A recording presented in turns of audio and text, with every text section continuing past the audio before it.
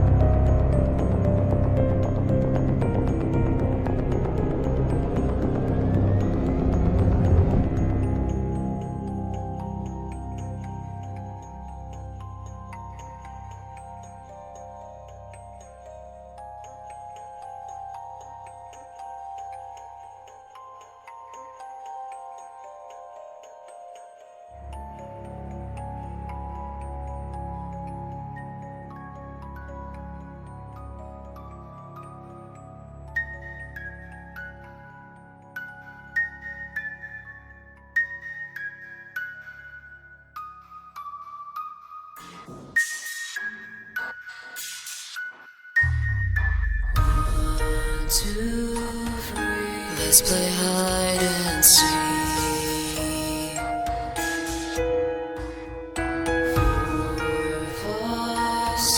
Run away from me.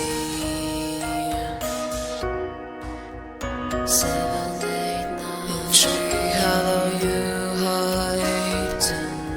I'm here to. In the dark you can see.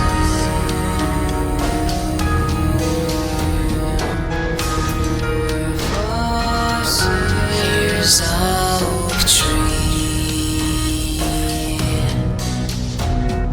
7, 8, 9. You're shivering from your spine. 10, I'm here. You're sweating from your fear. 12, one step, I'm near. 13, you're dead.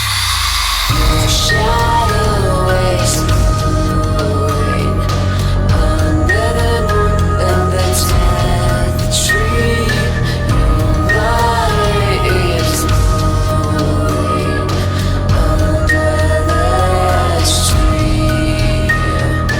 Your shadow is moving under the moon and the dead tree. Your body is moving under the tree. Your shadow is moving under the moon and the dead tree.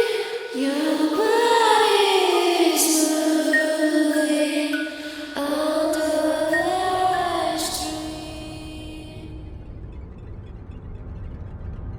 It is a world of darkness.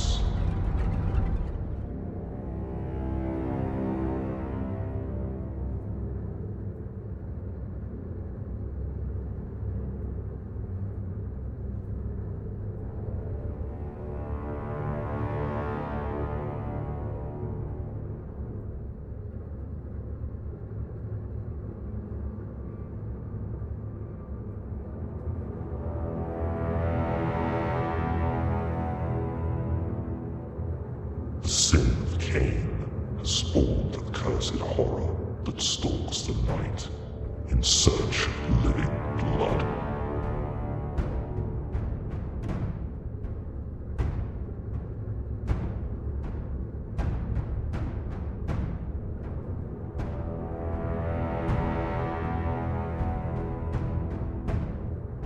The kindred have long been a secret influence on all ages of human history, plotting against each other in a never-ending jihad.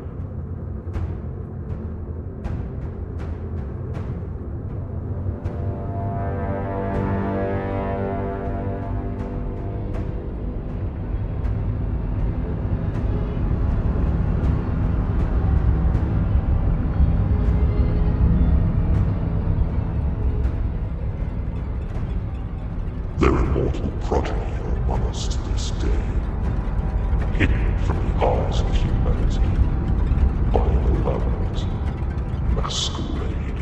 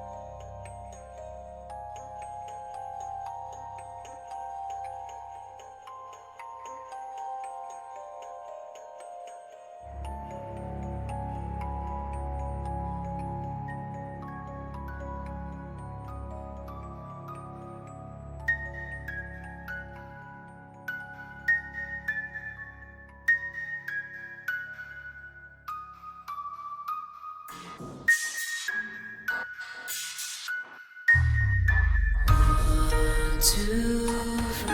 Let's play hide and seek.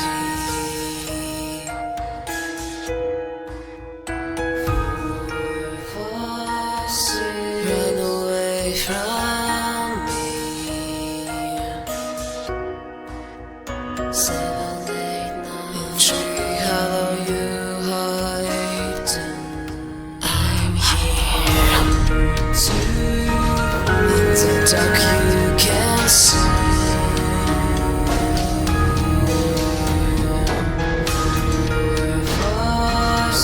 Here's a oak tree. 7, 8, 9. You're shivering from your spine. 10, I'm here. You're sweating from your fear. 12, 1 step. I'm near. 13. You're dead. Your shadow is moving under the moon and the death tree. Your body is moving under the tree. Your shadow is moving under the moon and the death tree. Your body is moving under the tree. Your shadow is moving under the moon and the death tree. Your body is moving under the tree. It is a world of darkness.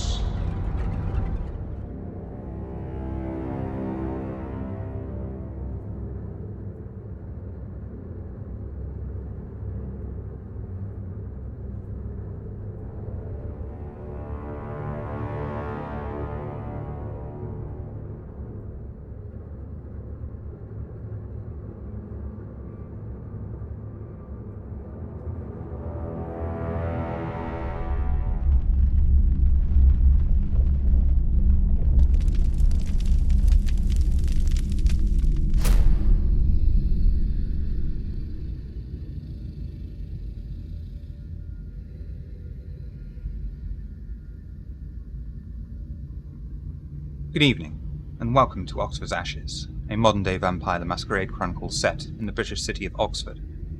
Awakening for the night is Rami of Clan Hakata, played by Space's Rain. Please do a rouse check to awaken for the night ahead.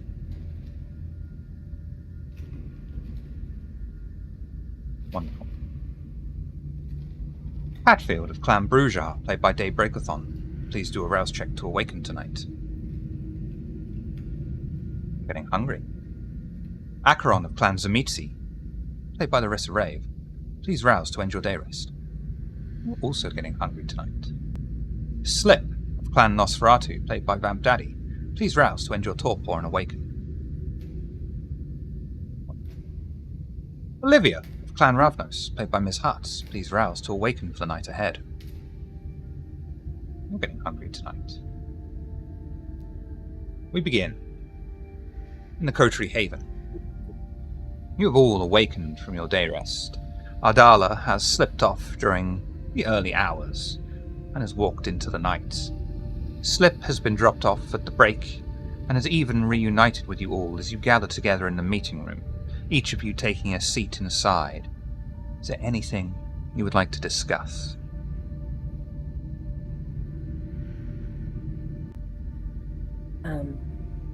I think that Acheron sits down and is in deep contemplation about the things that have occurred, and just like has hands steepled in front of their face, waiting for Slip to enter the room. And when he does, we'll just like give him the look of like a lot to talk about. As if on cue, Slip will enter the room. Right. Good evening, everyone. You look well rested. I may have been treated to a mani-pedi. From what I've heard, honored guest treatment. Oh, Far of as course. The Banu Hakim's favorite kind of Nosferatu. Snitch and ass That tells- Nosferatu. I was just going to say, the one that likes to tell secrets. Mm-hmm. Well, I've got some information for you. Maybe not so much secrets, but information you need regardless. I love it. I'll have a seat at across from the coffin table. Put my feet up on it. And then Akron will just go into like the full divulge of everything that happened. And then there was a fucking stomach and we were dropped in and it was weird. There was acid, it was coming out the walls. And then I realized, oh wait, it's one of my people. And then, and then we Classic. The door opens. And then we killed her. Oh, hey. Hey, Olivia. Lovely to see you, dear. I brought treats! And I hold out popsicles. You were dearly missed. I will get up and snatch one because I'm actually starving, and we'll just immediately, chomp on the. You are blood most popsicle. definitely able to slake our hunger. Oh, thank you so much. A bloody Now pulp. I'm not, a bloody Oh. pulp. Your blood I'm actually quite good, but thank you. Come sit, Olivia. We're just discussing the events of what's been occurring. Perfect And I'll, time. yes, and it'll be like a quick backtrack of letting you know everything that happened, and then we're back at the stomach thing, and then I'm like, right, so then we got out, and then it turns out wasn't a set tight at all. It was a thin blood, which that's a big ass no, according to the tower. And then, Hatfield was going to kill them, but then they got shot, which means we were being watched. So we made It like keeps a tree. happening. Every single time we got somebody cornered, somebody else comes and pops them before I can. I'm getting sick of it. Yeah, they keep kill stealing. It's a rough time. It's a rough time for sure. Hatfield's pouting. Hatfield, if you'd like, we could look into a rage room or something. Already got that covered. Oh, perfect. Yeah, I've made some adjustments, brought them some things. But anyway, so the point is, we realized we were probably being watched, and the thin blood was saying a bit too much. They got popped. And then Hatfield set the place on fire. Don't worry. It was an abandoned building, according to what the mortals understand. So no one's going to be too mad about it. And also, then, there was a stomach in the basement. So, right. So it felt like we were Yes. covering our tracks. Right. Right, Turns out, though, What was that... a stomach? What? How did you know it's a stomach?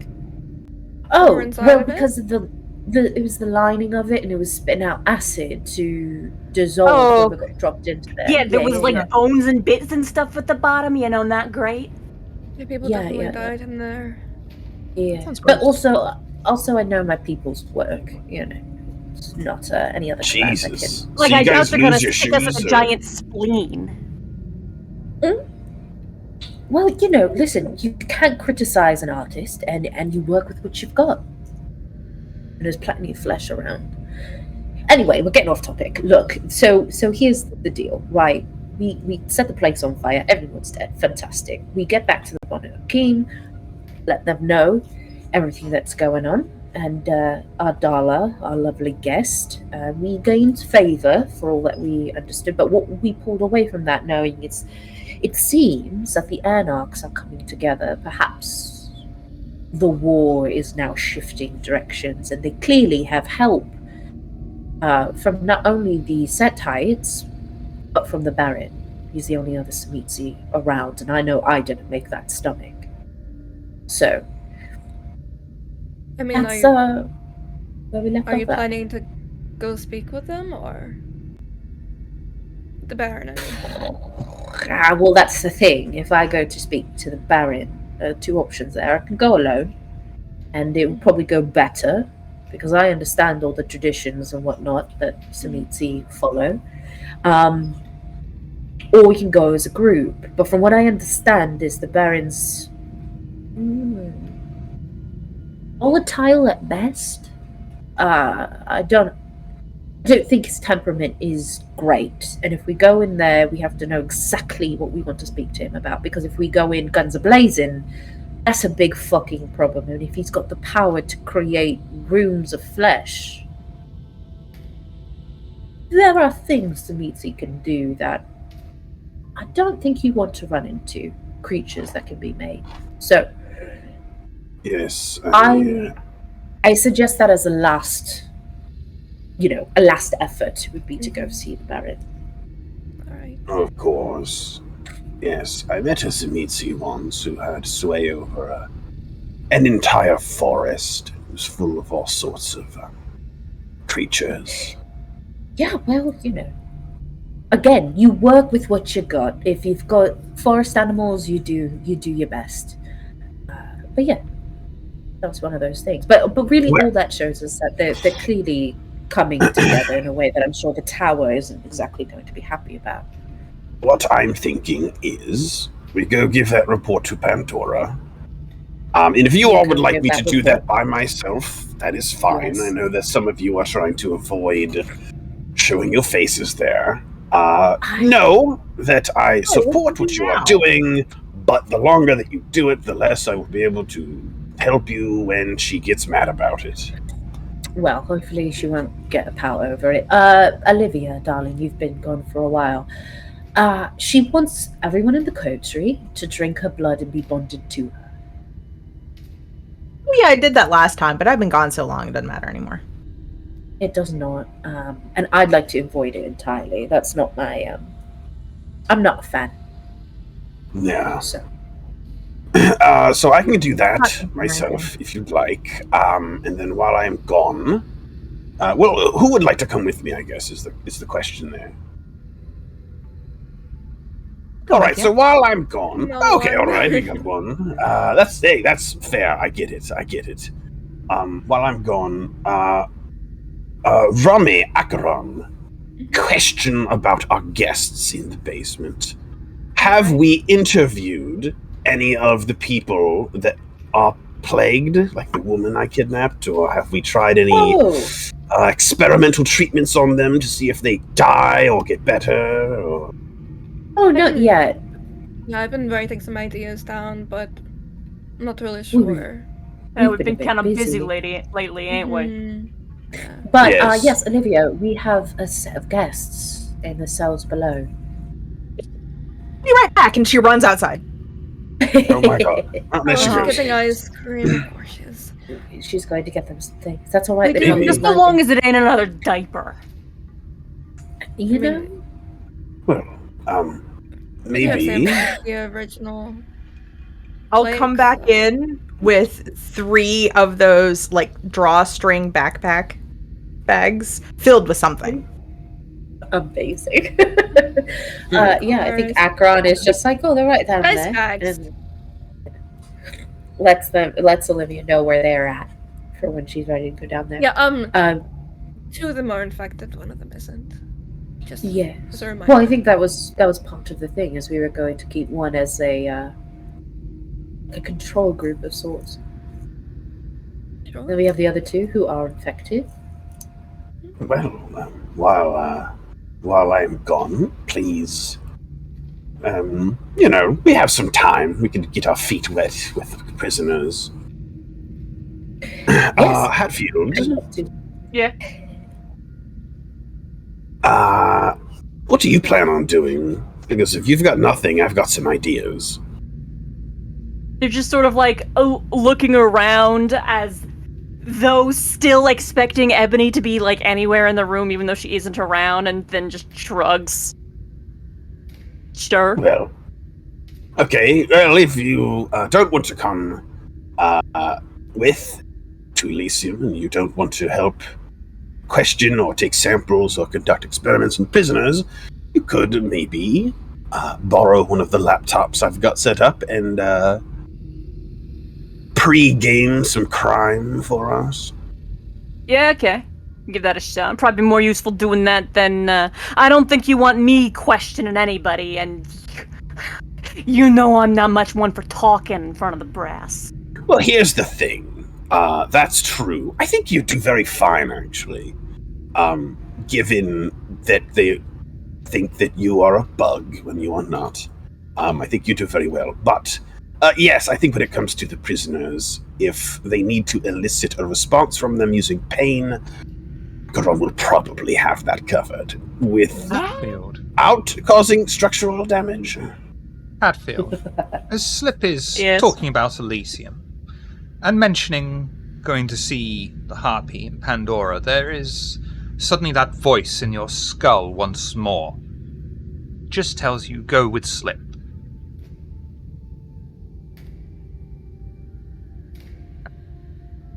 On a scale of 1 to 10, how easy would it be to try and ignore this voice? Just, not saying I am ignoring it, but just, is it just a voice or is there another element here? At the moment, it's just a voice. Okay. There's the moment of... it will turn into resistance if you don't want to go. Yeah, no, just asking at this stage. Yeah. At this stage, it's just, go with him. Yeah, there's a moment of Hatfield, like distracted, looking again for somebody else in the room, and then just, sorry, what was that, Slip? I'm like staring daggers into Hatfield. I was saying that Acheron could probably hurt them without breaking them. So definitely research some crime, maybe. Yeah, research and crime, right. Go yeah. with him. No, you know what, I can do that. I can do some research, and yeah, sure, that's fine. And the voice is now changing to a far more aggressive, go with him. And I'd like you to do a willpower roll for me. Please, difficulty 4. You do finding the correct button. Hatfield's teeth are gritted. Oh! You disappoint me, Hatfield. Shut up. But the voice is silent. Sorry, what? What? No, nothing. Talking to, nothing. I'll do the research, and yeah, don't worry about it. You're talking to who? So as like Hatfield's trying to blunder their way through that exposure, I will be like, actually, Slip, could I borrow you for a little bit? I want to discuss some adjustments to our security. Sure. Olivia, I'll be along shortly. If you'd like to, I don't know, talk to our guests some, or whatever you'd like to do. Don't diaper any of them, please, but, It's not like you're giving them proper toilet facilities. There's toilets in there. We've allowed them the toilet. We're not savages. Yes, and there's a sink where they can wash their pits and brush their teeth and... Right. Slip, let them have toothbrushes. Sponge bath? No. Well, I know what you'll be doing for the next, I'll be back. Just go for a Mosey of the Acheron, headpiece out. Before Hatfield, similarly, earpiece nowhere to be seen, is stalking off to go yell in an empty room. Before Hatfield leaves, I just go over and say, "It's okay, we all have imaginary friends," and then head off towards the cells. Oh God! There's just that moment as though Hatfield is just about to say something and then just thinks better of it and just handle on self. No, we're gonna go yell in an empty. We're going to go chew out our imaginary friend. Yeah.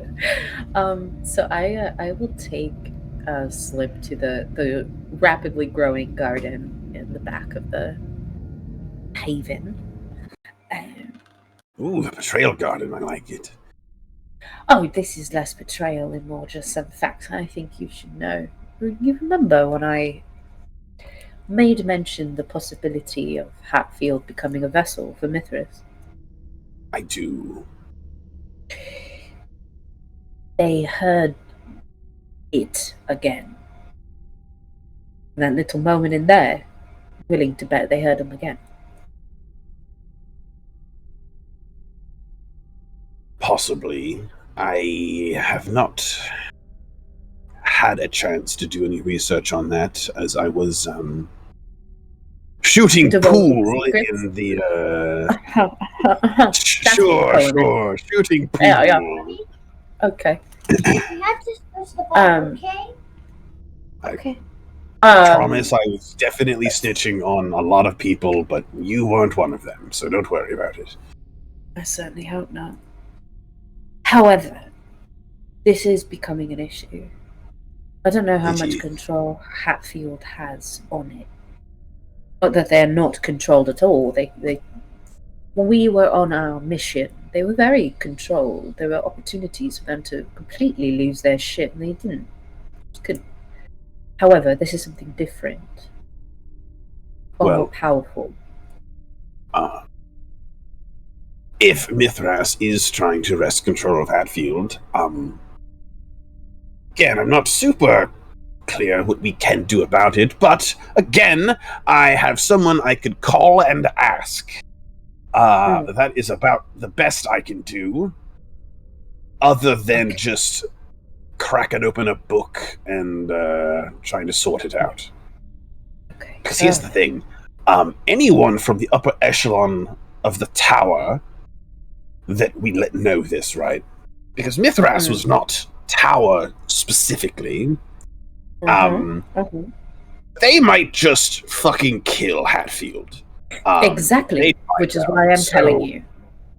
There's not a lot of repositories of knowledge where I could go and crack open books on the subject without What, Nosferatu don't have filing cabinets of secrets? No, I don't have books. Sewers aren't good places to keep books. I mean, there might be a couple hidey holes, but I don't think any of the books will contain things on Mithras. I would imagine that the Nosferatu probably have the most knowledge on something that old in the city. As far as I understand, your clan, that is what they do. They harbor secrets. Well, the information has to exist somewhere before we can collect it. And I doubt that what is happening to Hatfield, I don't think Mithras would have written that down. And I don't know anyone else would have it. But I know a pretty cool girl who's got a bunch of books, and it's a specialty dealing with spirits and spooky nonsense. So I can... Oh, well, all right then. So give your girlfriend a call. Call her. But really, the most important thing that I need from you is to help me keep an eye on Hatfield. As I said, right now they seem to have control of it. Yeah. But there needs to be a sort of baseline developed so that when the changes begin to happen, then we understand when it's Hatfield and when it's not. I mean, we've dealt with this countless times before at this point now, Slip, of people not being who they say they are. Certainly. Well, I mean, the moment that Hatfield becomes a cool, calm, collected mega mind who isn't a rage potato, will definitely know what's happening. Right. No, that's fair. That's absolutely fair. Until then, yeah. I mean, these flags are crimson already. Hatfield is dealing with voices and they're distracting them. So we're already at like the oh no point. Yes. Now, my question to you is: do you think we should tell Ebony when she returns? I don't know that telling Ebony will change the situation at all, as Ebony has no agency in their own life, but we could definitely tell them. I was going to say, let's not say anything at all. I mean, if Hatfield ends up wanting to tell Ebony, that's, up to them, but I don't think that would help. It is sort of Hatfield's thing to tell if anyone new was going to find out. Yeah. I'll talk to Hatfield about it. Okay. Yes, from what I understand, you're their teacher. Yes. Yeah. So it'd be better coming from you than me. Yes, and they are free to, ignore what I have to give them or not, but we'll see. I'm gonna go probably corral Hatfield and maybe Rami, because I think Rami could benefit from maybe a brief conversation with an older Hecata. Right then. Careful. Hecata are dangerous. Oh, I know. I'm sure you do. I've got it, don't worry. Can I have some snack? Gotta fuck around and find out. It's most of my clan shit. I like you alive, Slip. Oh. You tried to stay alive. Well, I don't think I have to worry about a phone call killing me. Are you worried about Rami? I am worried at this point about anyone who isn't us. You or I is us in this situation. Yes. I don't know. Right. Has any ancient blood god been trying to take over your body? I don't know. While I'm dealing with Hatfield and Rami, perhaps you could investigate Olivia. She's been gone a lot, and there's no way to know whether or not we're getting pentuple Rami at this very moment. She could be setting the prisoners free and setting the building on fire. We just don't know, do we? I will absolutely check on Olivia, but frankly, I think she's just been off on ministry work. You know how she is. She just wants to help children. Yeah, no, not ministry as in sectites, but right, gotcha. Yes, administering candy to children. Ice cream is a thing, not candy. Yeah, I'm gonna just let her keep doing that as long as she doesn't bring any kids back here. It's none of my business. Really, I don't think she would. No. See, now here's the thing. I know she sounds creepy, like when you say what she's doing out loud. It's like, right? But yeah. Truthfully, I think there's a very genuine thing about her. She really does want to help children. That's the thing about Kindred, right? They do want to help, but our version of helping is, bolting on a couple more people and calling it a schlachter, and, not really helpful, is it? Are you trying to accuse me of something? No, not you, but other kindred I have met, perhaps. Okay. All right, then. You get to work, then. Do you have a schlachter? Not yet. All right, well, we got bodies in the basement. We'll find out. Just a little wink from Akron before they disappear into the trees of their garden. I'll take my earpiece back in. Hey, Rami, are you on radio? Yeah, what do you need? You.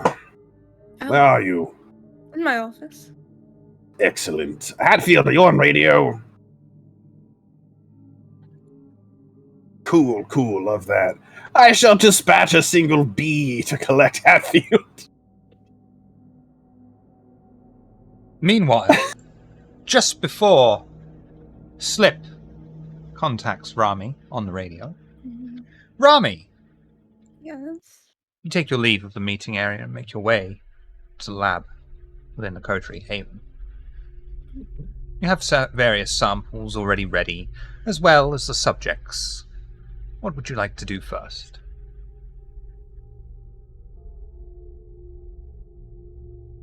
Alright, this is gonna be odd, because I don't 100% want to test on people yet. I still feel like I want to do more research on the stuff that we have currently. Because I've been thinking a lot about trying to find a connection between all the places that we've been to so far, like the territories that they're in, the items that we found there, and seeing if I can essentially track, like, where the next place is gonna be at. Does that make sense? Basically, you want to predict where the next outbreak of plague could be? Yeah.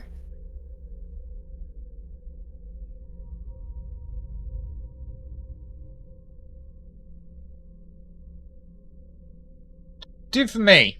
Intelligence Would you prefer academics or science? They're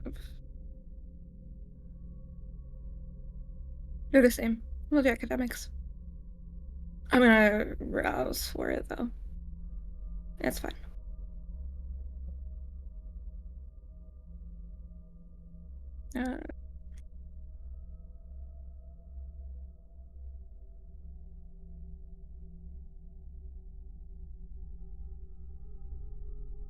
Applying what you know about the way that viruses, disease spreads, and outbreaks, this doesn't seem to follow that kind of pattern.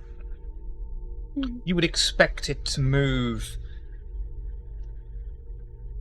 envelop an area slowly at first, and then get faster and faster until it just reaches critical mass, and huge portions of the city just get completely covered, in essence. This isn't happening like that. These are sporadic outbreaks, very small, very isolated, far away from each other, seemingly no connection to each other. It's extremely odd. But the one thing you'll be able to glean from this is that it isn't contagious.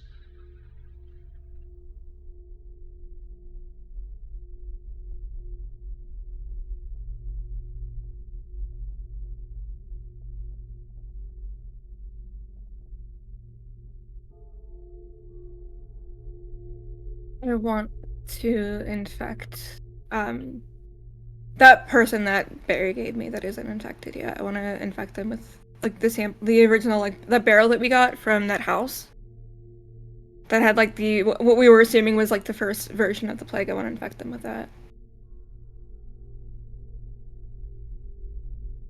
Hang on 2 seconds. Yep.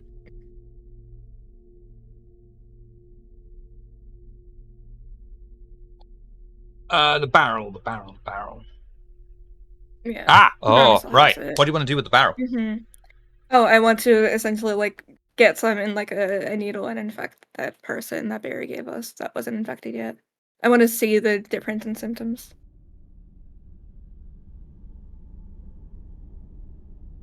That's not a problem. I'm just looking up what the fuck will happen. You're good. Because you generally, I know when we looked into it, you told me like essentially what disease it was, which I have in my notes. Who are you? You want to inject a sample from the barrel into which one of your subjects? Or The just one a that sample isn't infected. One that is not infected? Yeah. And you're putting it in his body or a sample? Yeah. I'm gonna put it in the body. I want to. Okay, I'm gonna draw blood from him first and put the brain where it's hard. Oh okay, I know what. Yeah. Mix the things. Yeah. Okay, before I infect him. Yeah, before I infect him. Do you want to roll for that? You don't have to if you don't want to. Yeah. If you want, I can. Intelligence science, if you want. Yeah, sure. It's not going to be a difficult roll whatsoever.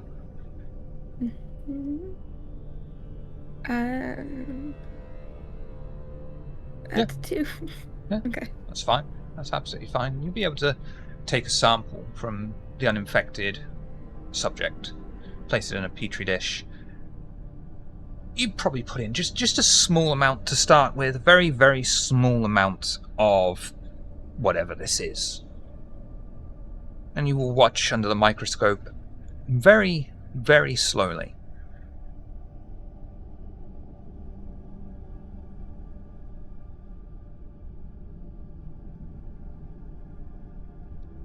You will see as whatever this sample is from the barrel begins to attach itself to various blood cells.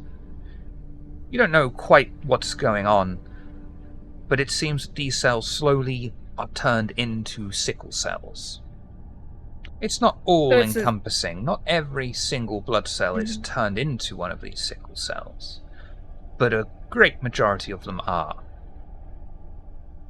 Does it just look like a milder version of the plague? Like when I infected that into... Or when I've looked at that infected blood?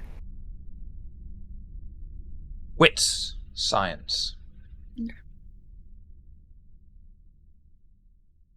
Um,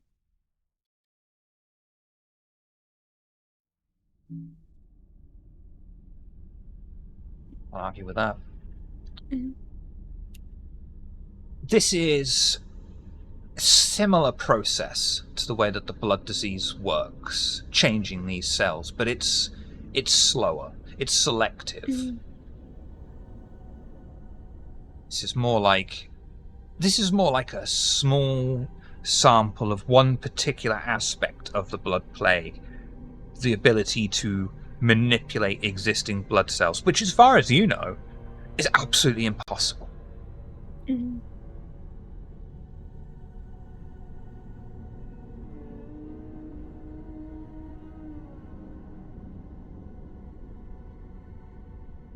What would you like to do next? Finish writing notes. I'm sorry, pardon? Finish writing my notes. Oh, right! I very much heard a different word, and I was like, you're going to do what? Finish writing my notes. I thought you said you were going to penetrate someone. I'm like, I'm not sure that's going to help, but okay.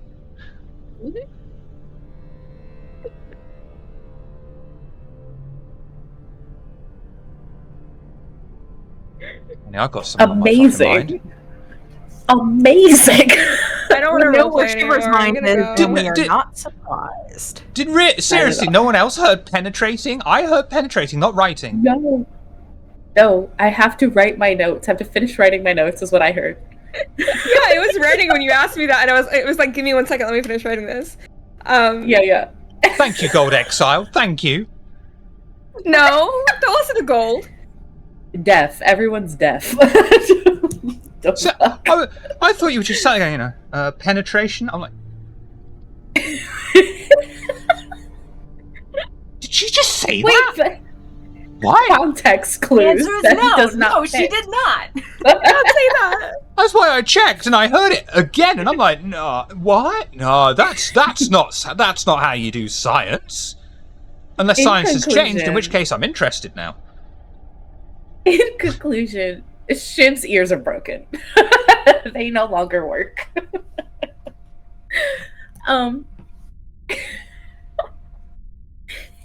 Right, well.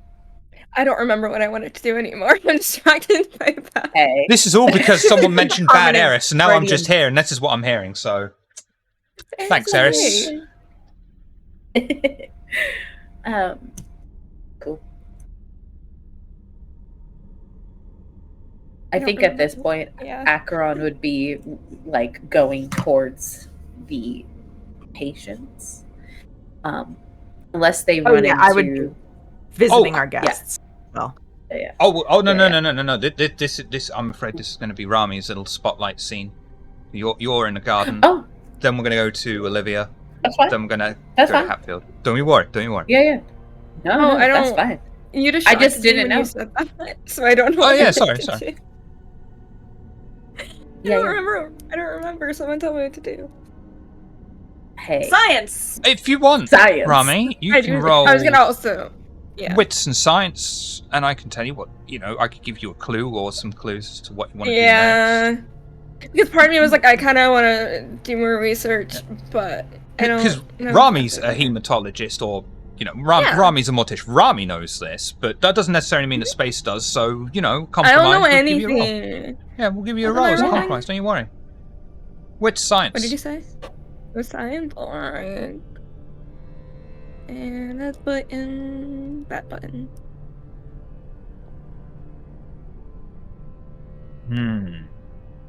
I can reroll the 5s. I could do it. I'll do it. It's not so much a matter of success or failure. It's a matter of how successful for this. Okay, I'll reroll the 2 because I can. This is one of those moments where old version of World of Darkness roll system would be a lot more suitable because you succeed and then how well it's 5s. There's only one thing left to do. You got to take that needle and use it to penetrate the subject's skin. I was thinking about it because I want to see what happens if there's a difference between them and like that version of the plague and then the current version. 'Cause I can see it from the other patient we have who's infected. Yeah, I'm gonna go infect At the them. moment, I mean, your equipment is adequate. It's not the best equipment. You can't zoom right in on these sickle cells, but you can get a good enough magnification that you can see what's happening to the cells, but you can't focus in on a single cell, if that makes sense. Okay, this is a question because I don't know. If I brought because I have dots in lab at my haven. No. If I bought okay, no, cool. Figured out. I wanted to ask. I'm gonna go infect the patient in the cells. And that's going to be absolutely free. Just, I'm not saying it. To inject the subject is absolutely free. And for a moment, absolutely nothing happens to him. It's very strange. You would have thought something like this instantaneous effect because you gave a decent dosage. And then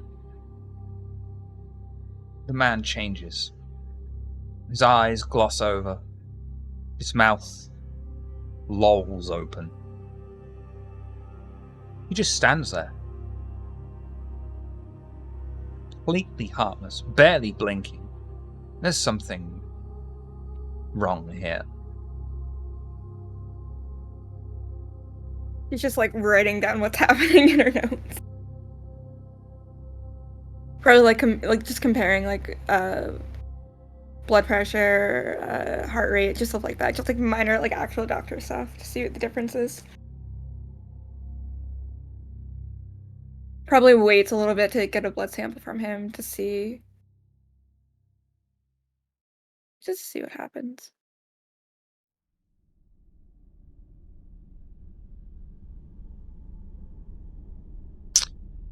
This man is a blank slate. Mm. And from the description and the when you met the prisoner in that area, and they described what was going on and what was happening, you realize that this person is now ready for whatever backstory, whatever instruction you want to give him, if you so choose. Can I think about that? Huh. You could also just kill him, perform an autopsy, and see what's changed. I'm gonna wait to. I don't want to just kill them and then everyone be like, "Why did you do that?" For science, but can I essentially like issue him a command and see if he follows it? Yeah. Yes. Actually, yes. I don't completely. have dominate or anything.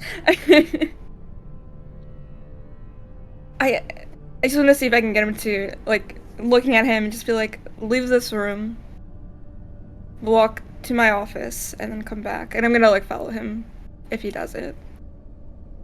And he'll do that. He'll leave the cell and walk to your office. But when he gets to your office, he turns as if to return. Then he collapses on the floor, blood spilling out of his ears. Is he alive? Nope.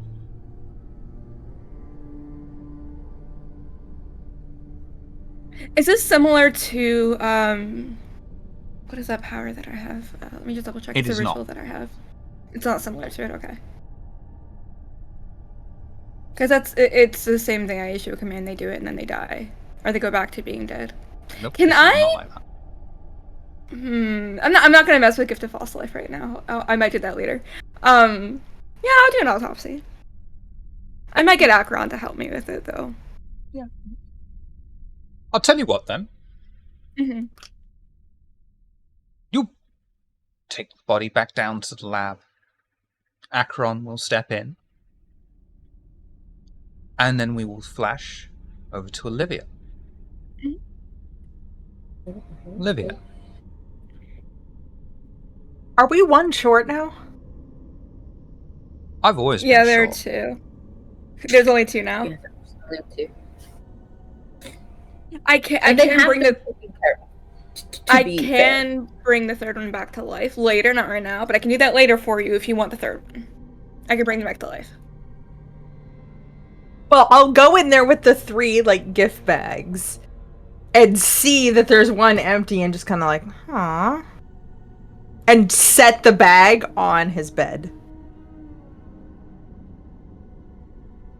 The other 2 brought presents, and I'll hand the bags to them and then hand each one of them an ice cream sandwich. I don't see why they wouldn't take it. And they'll be like, thank you. What? Okay. You know, this is a weird, sudden shift in kind behavior towards them. They're already psychologically broken, and this is just what do with this. Don't know how to handle this. And they'll just be like, eating, looking at you, smiling, looking for approval. Hey, to be fair, I've been very nice to our prisoners and taken care of them. I've been kind. Hey. Been kind as far as kindness goes, being trapped in a cell for some unknown reason that's very strange, you know. Not at all. I'm pretty sure I told them they were dying. Be taken away to be experimented on. Hey, I mean, they don't haven't know. been unkind, but also unlikely that we've brought them ice cream sandwiches in the past. Yeah, like, honestly.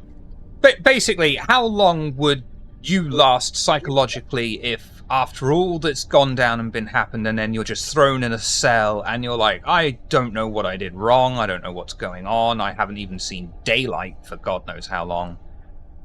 You're not. So on a related note, I will pull up a chair and go, so how was your stay been? It's been great, wonderful. You've been so kind to us. We really glad you found us, helped us. That's right. If there's anything you need, just let me know. I've got some coloring books and some crayons in there for you. I've got a little puzzle game that should help keep you entertained. Of course, plenty of snacks. What would you like us to have? But do you need more ice cream? I can get more ice cream. What's your favorite? Whatever you tell us it is. Oh, it's fine. I've got Rocket Pops and a SpongeBob SquarePants. Although his eyes are candy now, they're not gum anymore. And I have soft serve ice cream. Do you want some soft serve? I've got chocolate dip for it too. Yep. Sprinkles. Do you want sprinkles? Are they cursed? No, but I can get them. I know a guy. That sounds good. Okay, 2 ice cream cones with sprinkles. I'll be right back. Thank you. Yeah. Of course, I'll go get them and bring them each back. A huge, like way too big ice cream cone with sprinkles.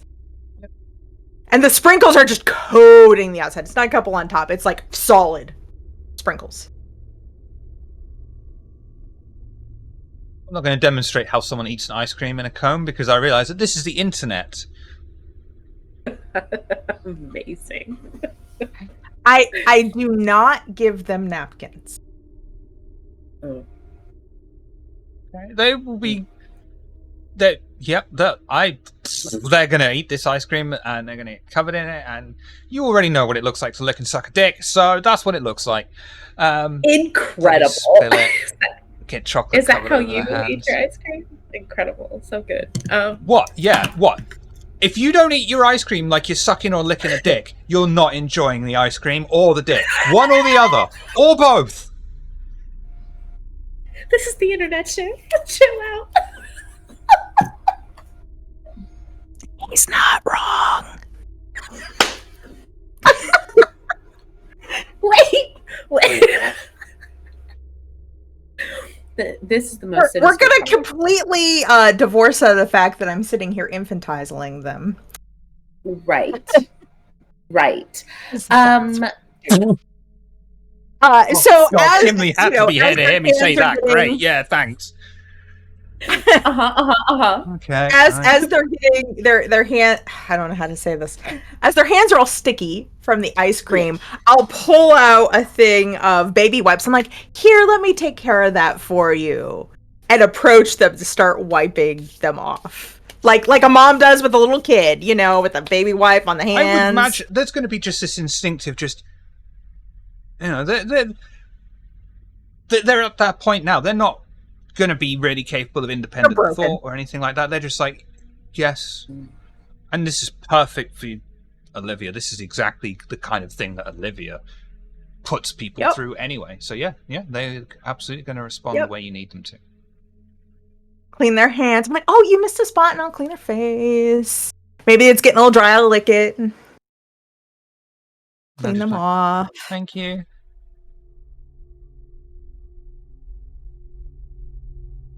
Wait, go color in your coloring books, and maybe we can play Chutes and Ladders later.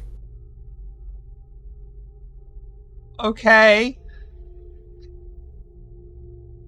That's it. Well, are they both male?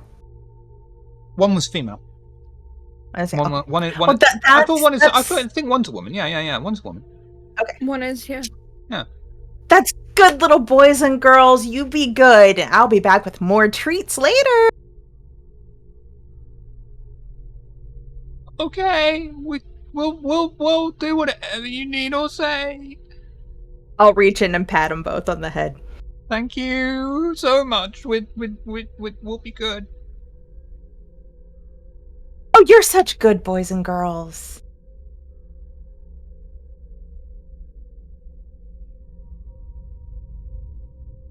Thank you. I'm not saying it. I'm not saying it, Kendu. Fuck off, Ken. I'm sorry. Hang on. Fucking Kendu comes in here and he's like, "What kind of treats, mummy?" Don't you fucking come at me with like, "Shiv, behave." You fucking come in here and encourage it. I have one more line.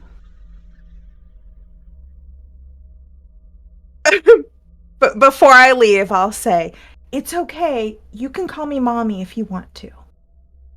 And then I'll go.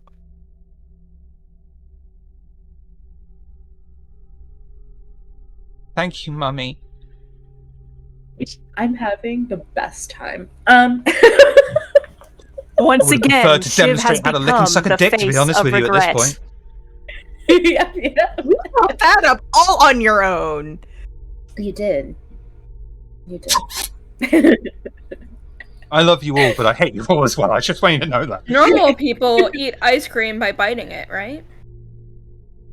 Psychosis. That's crazy. We will discuss that outbreak. Sorry. Continue. Anyway, Akron's gonna help Rami with her dead body. You know what I'm saying? gonna move forward. Whoa. Let's go to Hatfield. I can rely on you, Hatfield. You're not gonna hurt me. Not like that, anyway. Oh, it's on. Okay. Hatfield, you return to your quarters.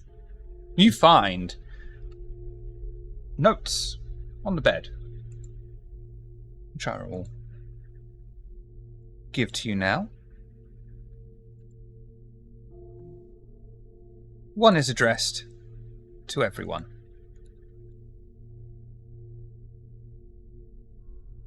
The other is addressed to you personally, Hatfield. Okay.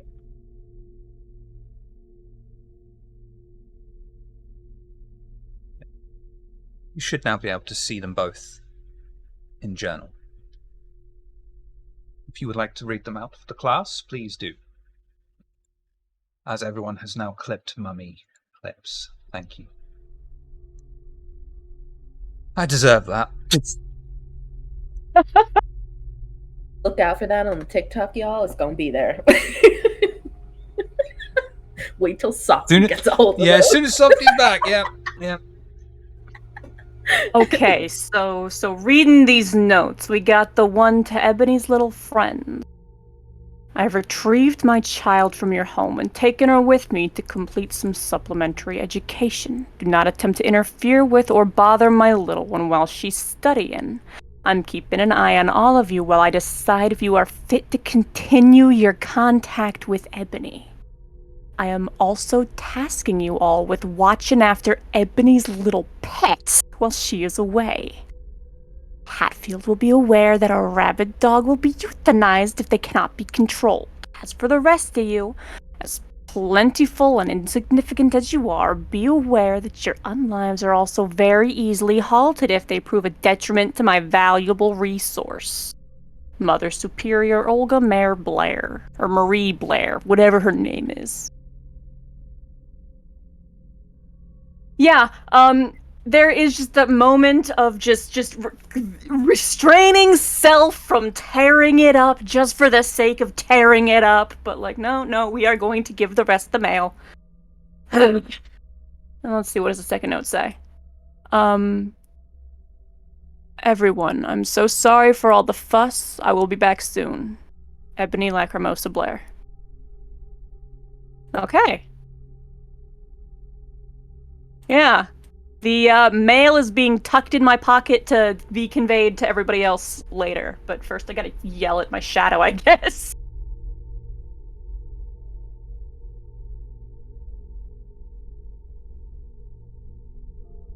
Voice in your head, instantly, as soon as you finish reading this note, cracks through your skull, Hatfield. Is that what you are, Hatfield? Nothing more than a rabid dog.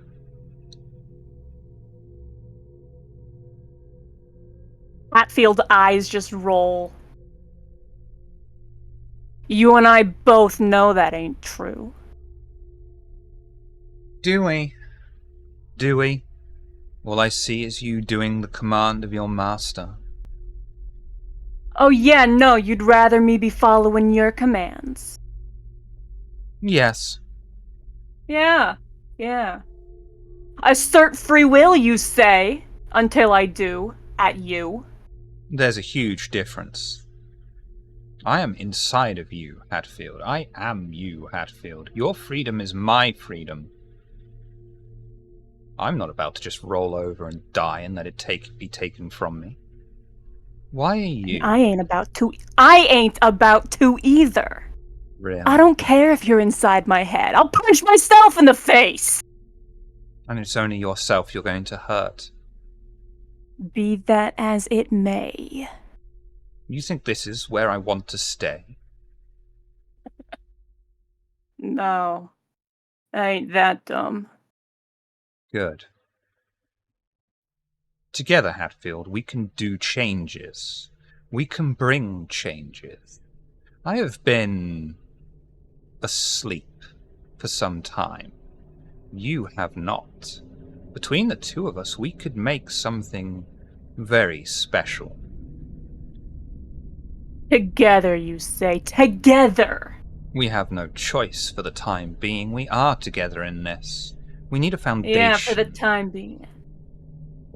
We build a foundation. I'm not so dumb to think you won't toss me aside the instant you got use for me anymore. Oh, so Hatfield. What's in this for me, huh? You think so little of me, Hatfield. Don't you know that I need you? You, Hatfield, could be my right hand. You could be the seneschal of the entire country. You would run this as you see fit in my name. I am not like contemporaries. I am far more adaptable. I have no real interest in staying here, sat on a throne. I just need a symbol of power. I need my own backing. And then I go wherever I want, and you run it in my stead, however you see fit. To an agreement. To an agreement. So what you're saying is you want to be the one holding my leash? There is no leash, Hatfield. You really would be my right hand. Why would I need to keep you under a leash? If you disappoint me, I will simply kill you. If you don't disappoint me, then you carry on. And that don't seem at all coercive to ya?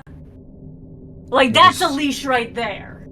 It is the way of things. So what you're saying, this is a long-winded way of saying yes! Yes, I suppose, but with far more freedom than anyone in this unlife would allow you. And you know that's true.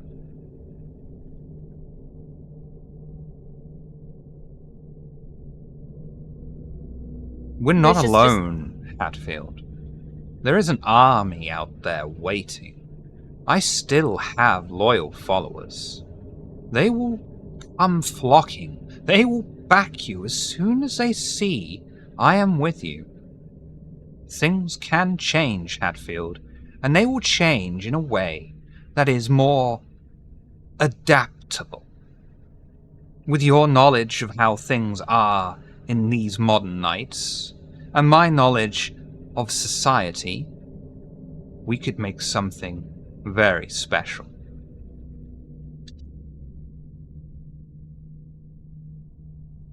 You know you talk good, but I'm enough of an anarch punk that I don't trust you. I don't trust the word coming out of your mouth. I don't need you to trust me. No, you just need me to listen to you. Yes. Why'd you want me to go to the place anyway, huh? Can I get an answer for that? Can I get a why? Because there is a very, very strong recruit waiting there for us.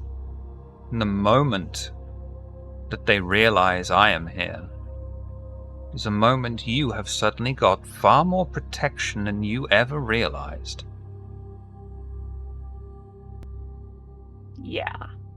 Right. Question is, protection from what?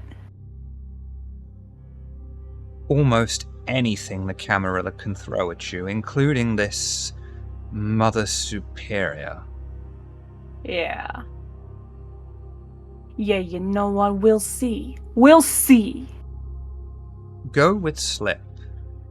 Say something, anything to Pandora, and you'll see I'm telling you the truth. Oh, I don't doubt that. I don't doubt that for an instant, but no, if I do that, I'm doing it in my time, on my terms. As you wish. Then how about, for the time being, we work together? Let's see how we can work together. Oh, you're gonna start cooperating now, is that it? You take the lead, and I'll tell you how we can do it even more effectively. Let me show you, Hatfield, that we can do anything. Yeah, we'll see, alright.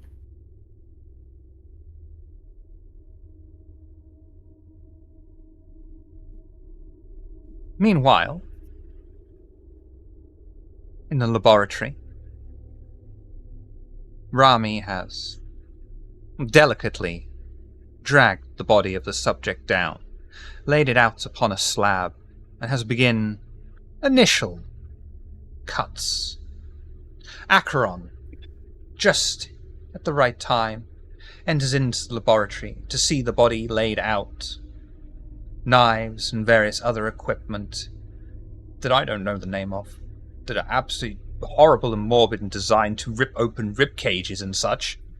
Bone saws are all laid out, almost enticing Acheron inside. Such primitive tools for what you consider art, something you can do with your mere hands, of course, Acheron. But whatever it is that Rami's doing has most certainly got your interest.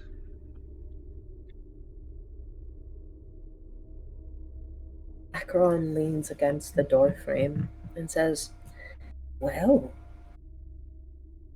he was alive earlier. What happened?" Well, I experimenting a little, and I infected him with, you know the stuff in the barrels that you found.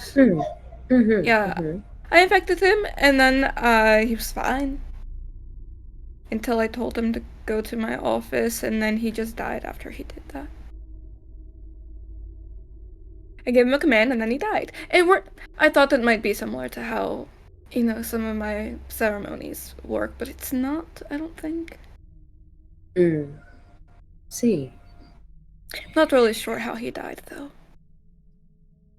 Well, that we can certainly find out. No, see, before we begin, I am curious what has happened? What made him susceptible to commands? Because as far as I understand it, you don't have, the ability to compel another. I don't know. Maybe it was the actual virus, or... I was looking into the original version of it, and it's definitely... It's similar to the current plague, but slower. So modified. Yeah. It's definitely a modified version, the current version. But it's strange. I don't know how to explain it. They were fine, and then their eyes glossed over, and I told them to do something, and they just kind of did it. Then dropped dead. Interesting. Akron will step forward and begin to kind of look over their body, peeling back their eyelids to look at their eyes, sort of doing kind of the cursory, looking over the physical form of the, things have changed. Acheron, you will instantly notice the eyes dilated. They should not be dilated.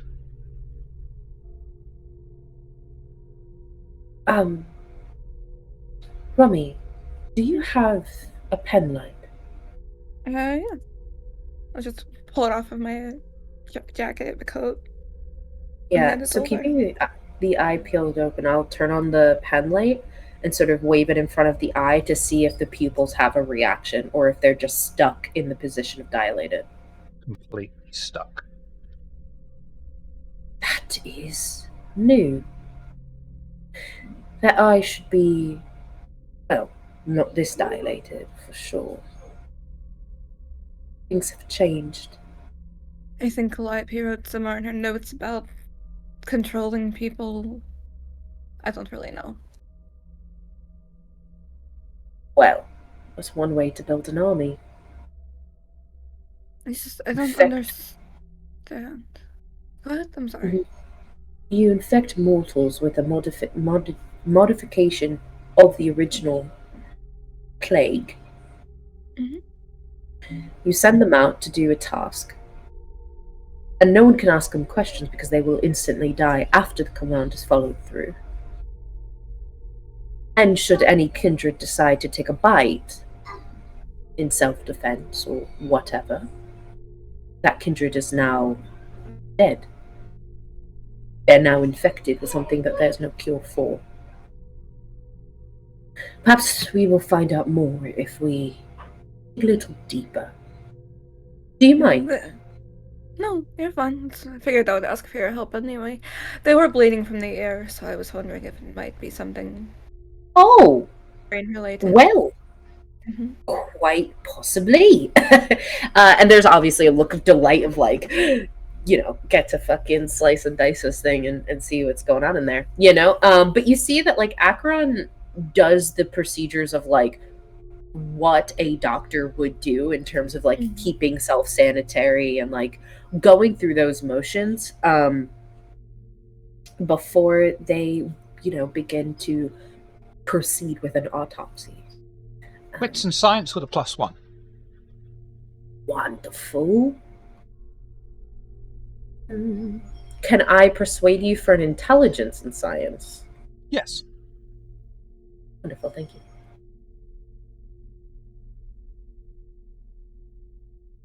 It's 5 successes. Is that all?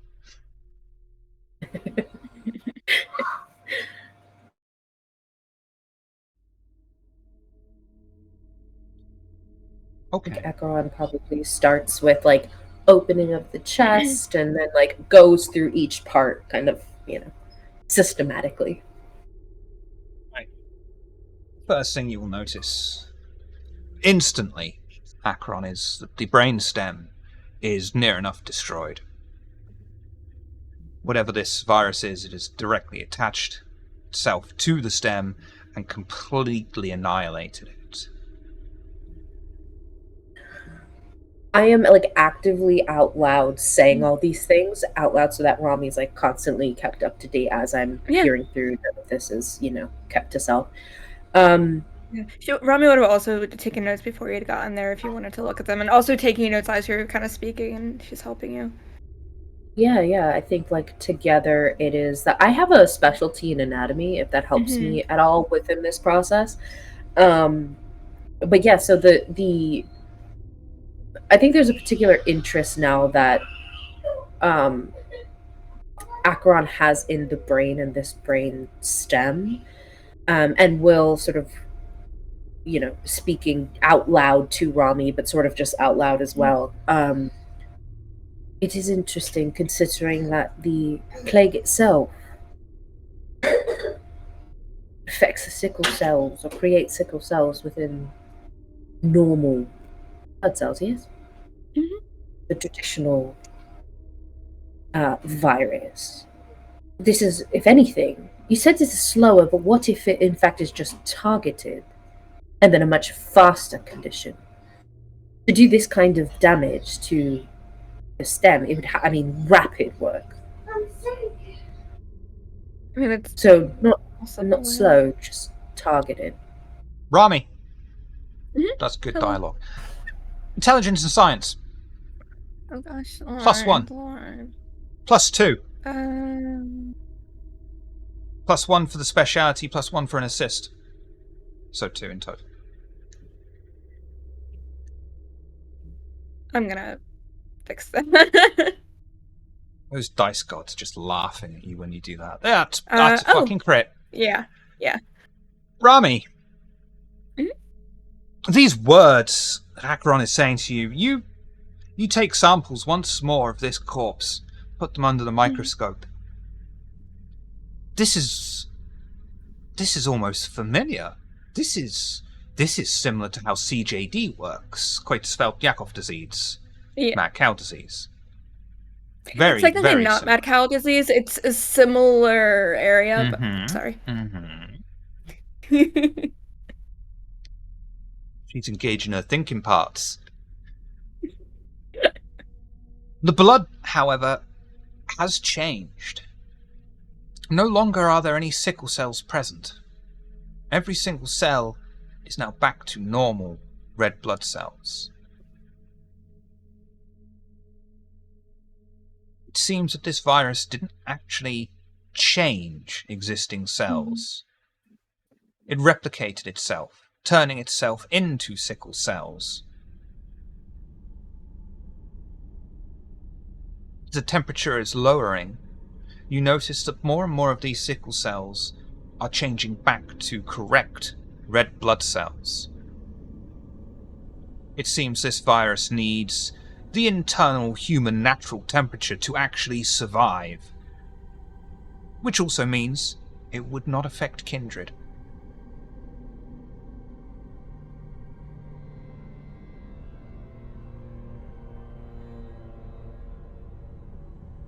Alright. I think she's just kind of like writing this stuff down and pouring it out to Acheron. Talk about the perfect weapon. Yeah, especially if it's... I mean, you give it some time, you wouldn't be able to tell they were ever infected. It's untraceable. You wouldn't be able to find out who infected them in the first place. And it wouldn't be a breach of Masquerade either. Because by the time mortals came across these bodies, they would look like they just died of what Natural causes? I mean, unless they did a deep dive and found the brainstem itself. And then even then, there's not much in ways of... There's not too many diseases that exist out there that do this kind of damage to the brainstem. Yeah, I mean, it's just the brain, so... I have a question. If I wasn't aware of, like, this happening, and I just, like, kind of examined the body normally, how would I have thought that this person died? Without, like, having the knowledge that I have. Like, how would a normal doctor do it that wasn't a kindred?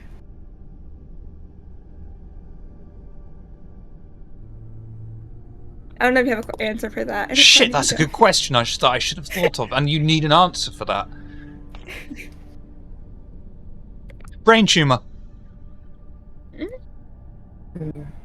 I'll accept it. Cancer, right. No, that makes sense, especially with the way that they... It does, doesn't it? I thought so too when I just thought of it on the spot. Of course, but a lot of people with cancer, their white blood count gets really, really low. That's the only thing. It doesn't always happen. Mm-hmm. Some people like ignore this. Sorry. Yeah, no, you're fine. The reason why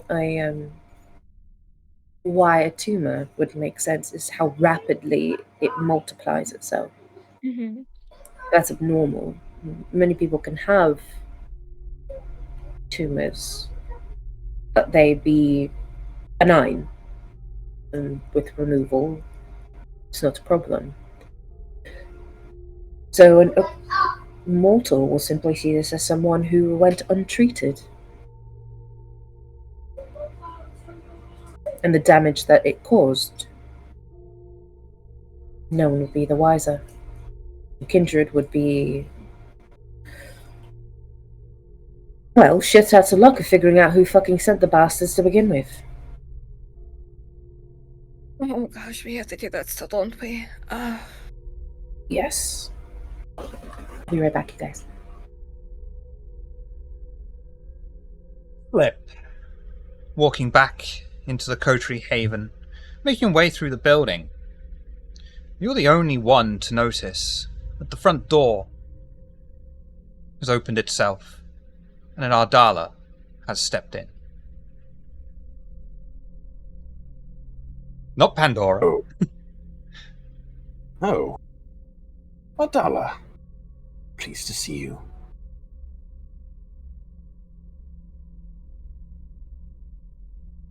What?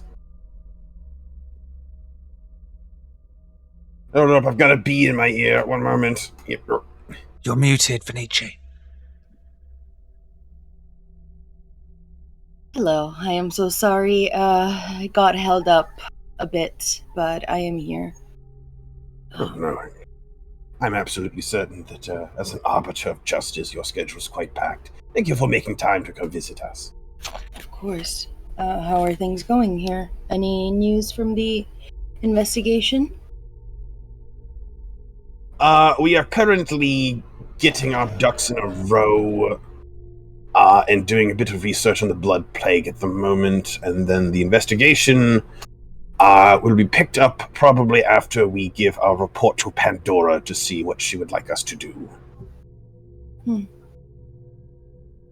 What about this blood plague? Yeah, what about it? That's a good fucking question. So we've got a kindred hematologist at the moment, poking around in some people we've got that are infected and not. And I was about to go poke my head in there and Sorry. That's my phone. That's the ice cream ban. Would you like to come with me? Can I leave it on?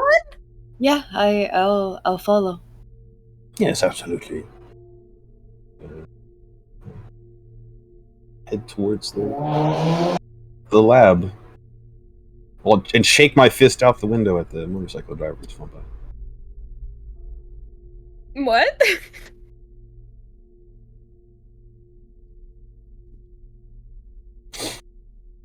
Yep. You say you're shaking your fist outside of the lab?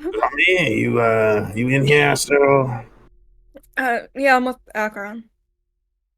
All right. How are things?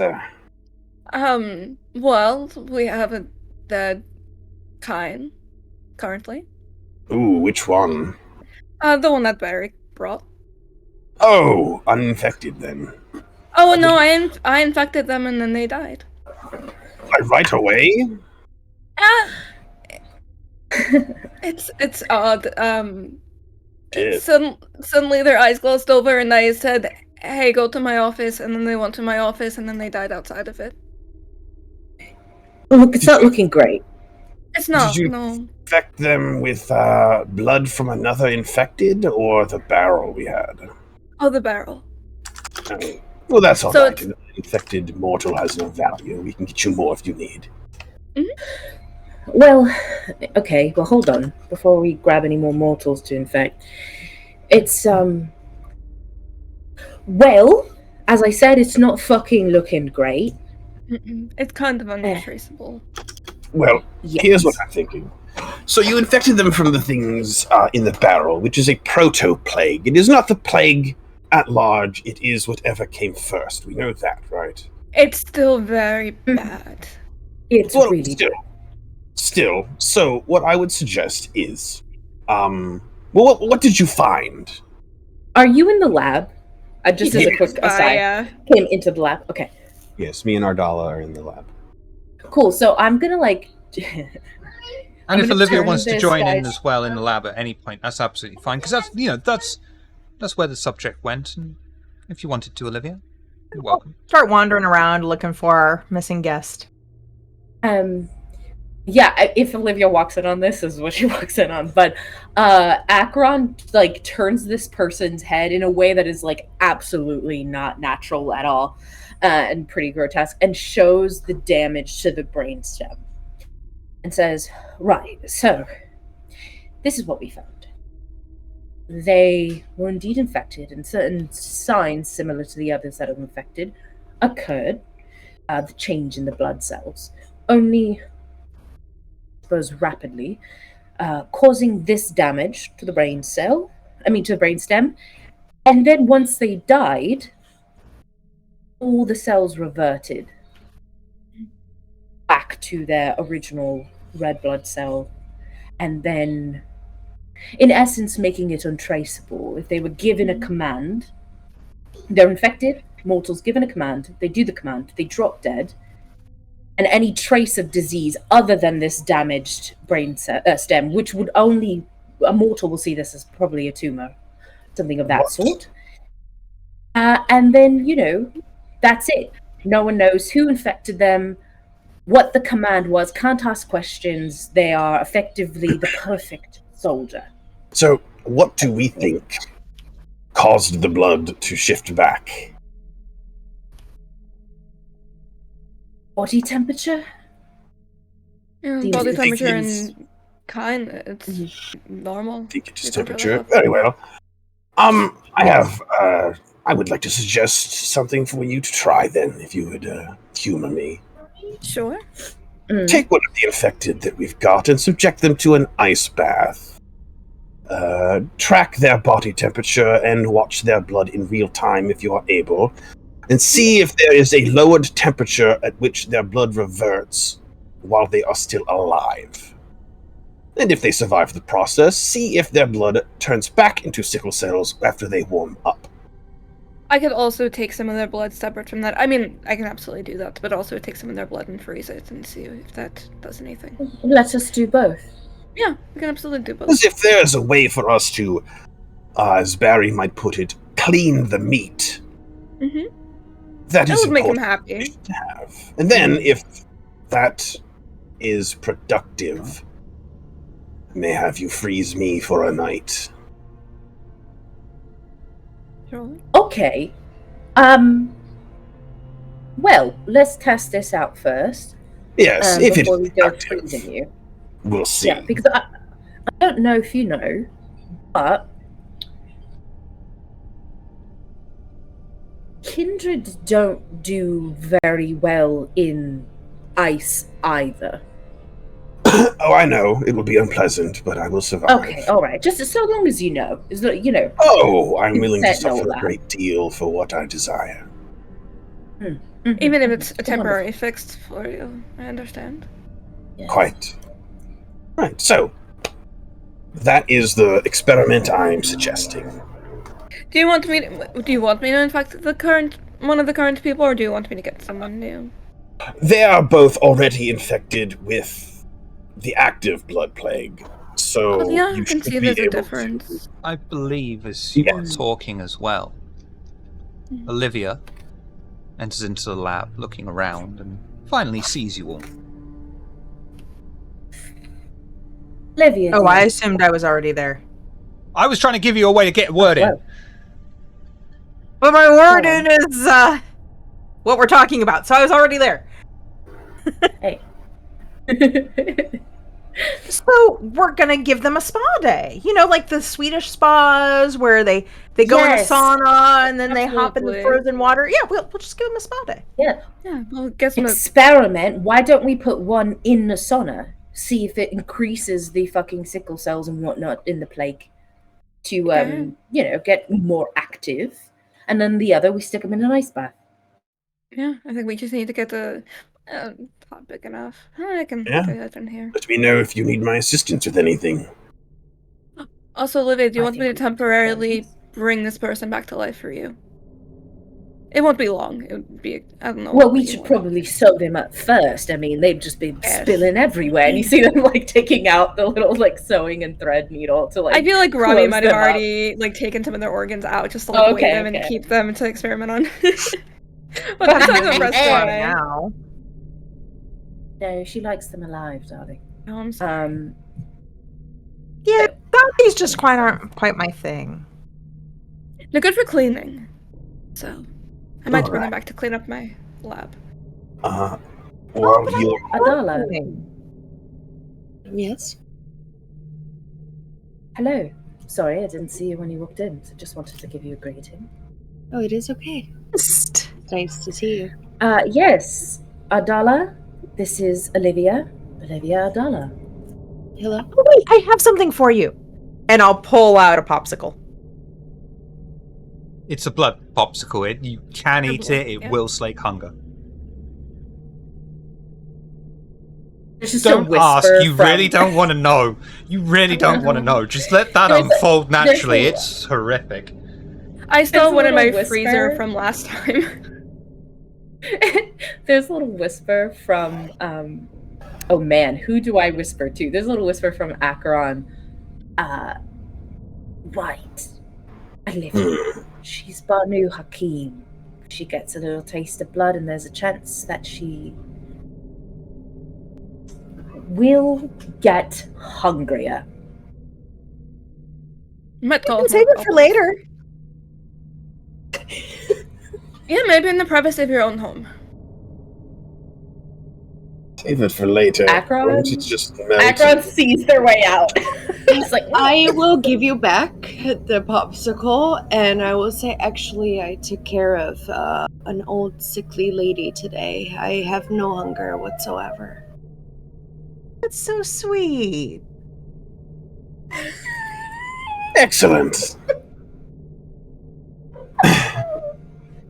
Look, did you still need to Acheron is talk? going to the cells. She was going to die next week. I helped. How very generous. Just like, That is very generous. yeah. Just whispering words of incredible fucking great. Going to get these people out of their cells. So fucking good. Love that for us. What were you saying, Romney? Oh, did you still want to talk about something? Children are our future, but it's important to take care of the elderly as well. It is an option if you would like, before I go to speak with Pandora.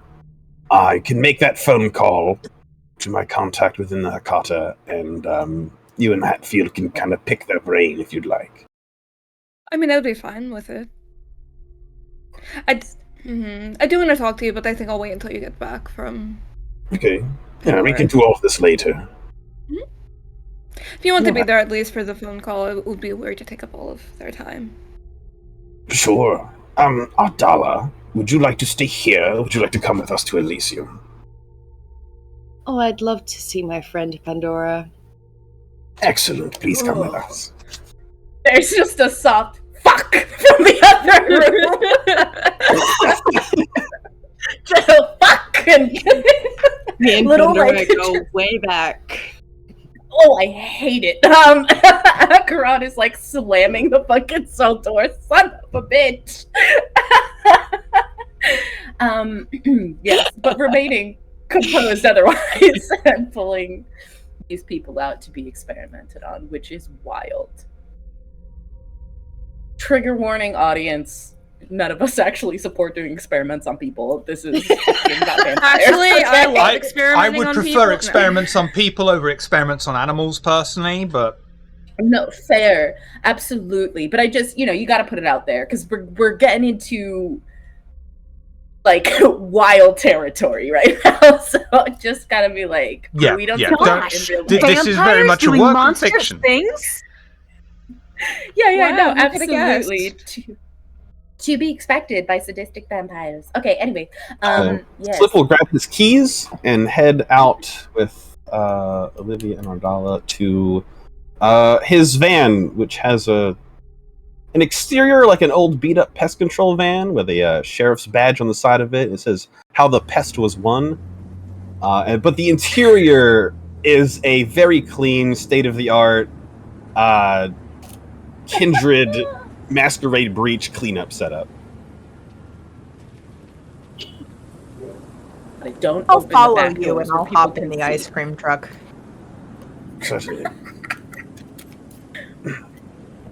Question: Your Does modes of Slip have his ear? transportation.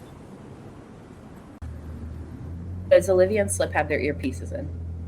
I've got mine in. I would, yeah. Okay, cool.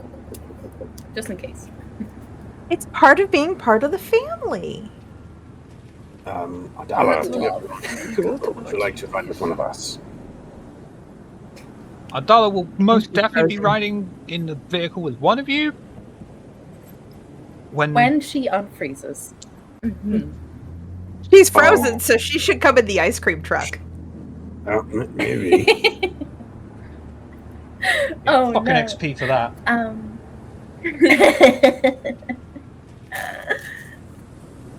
It's just Rami and Akron at home, like, And getting Hatfield, I weird. think. You know what I mean? Pulling out, like, fucking old, like, four-clawed fucking baths and putting scalding water in one and putting fucking pouring ice into another. Use Hatfield to help so we don't have to lift things because that's too much work. Right. Like, Hatfield, can you pick this up? It's really heavy, brother. Go pick this up for me, please. Hatfield is like, yes, sure, I will lift this thing so as not to think about the voices in my head. Don't worry, everything's fine. And as you Yeah, are yeah, traveling through the city towards Elysium, everyone is on radio if need be. Is there anything you would like to talk about en route? The ice cream truck is on. Hatfield's earpiece is not.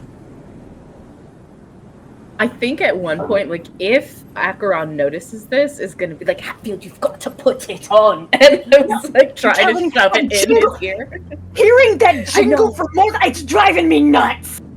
It's trauma. I'm nuts I already, understand. it's driving me nuts. Really? Slip hasn't put noise cancellation on these things. No.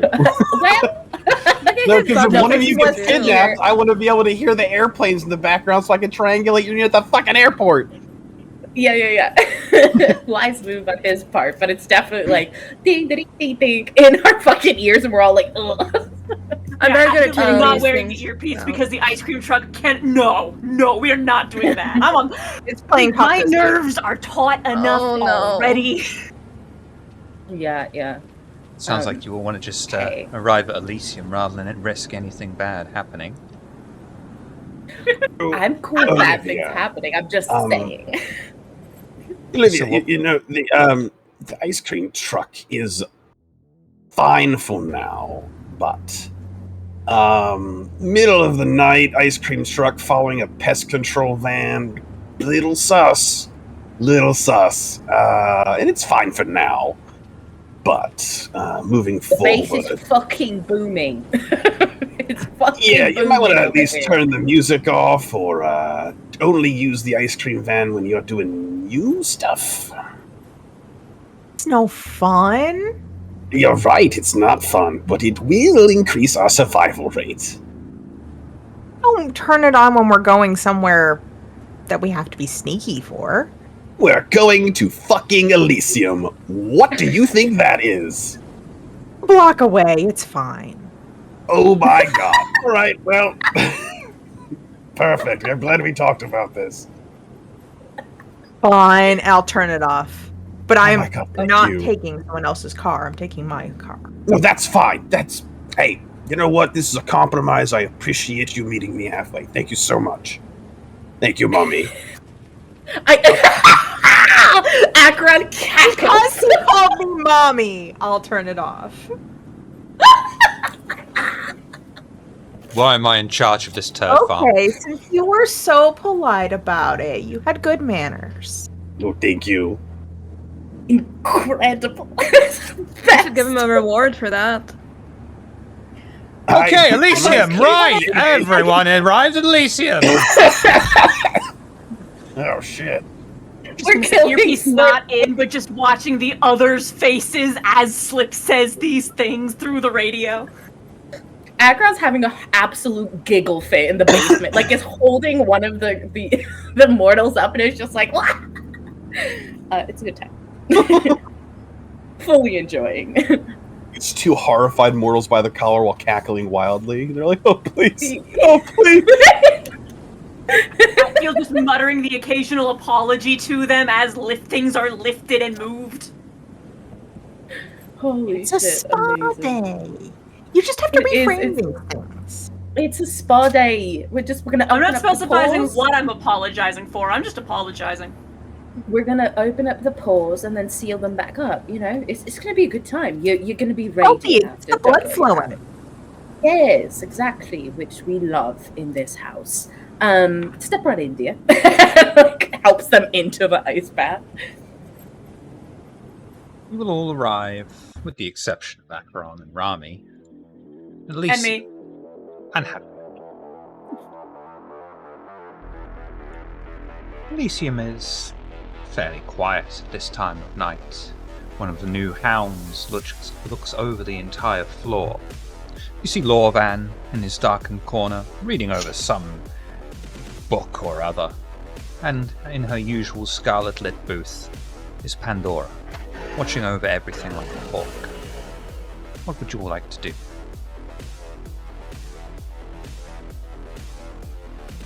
I will immediately start moving towards Pandora's booth unless either of the other two want to say or do anything prior. I'll fall asleep. Ardala?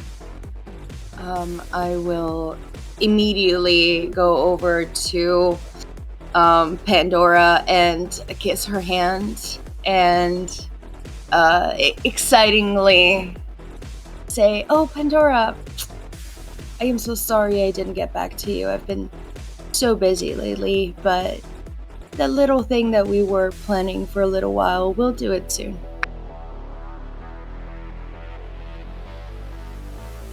Yes, mummy.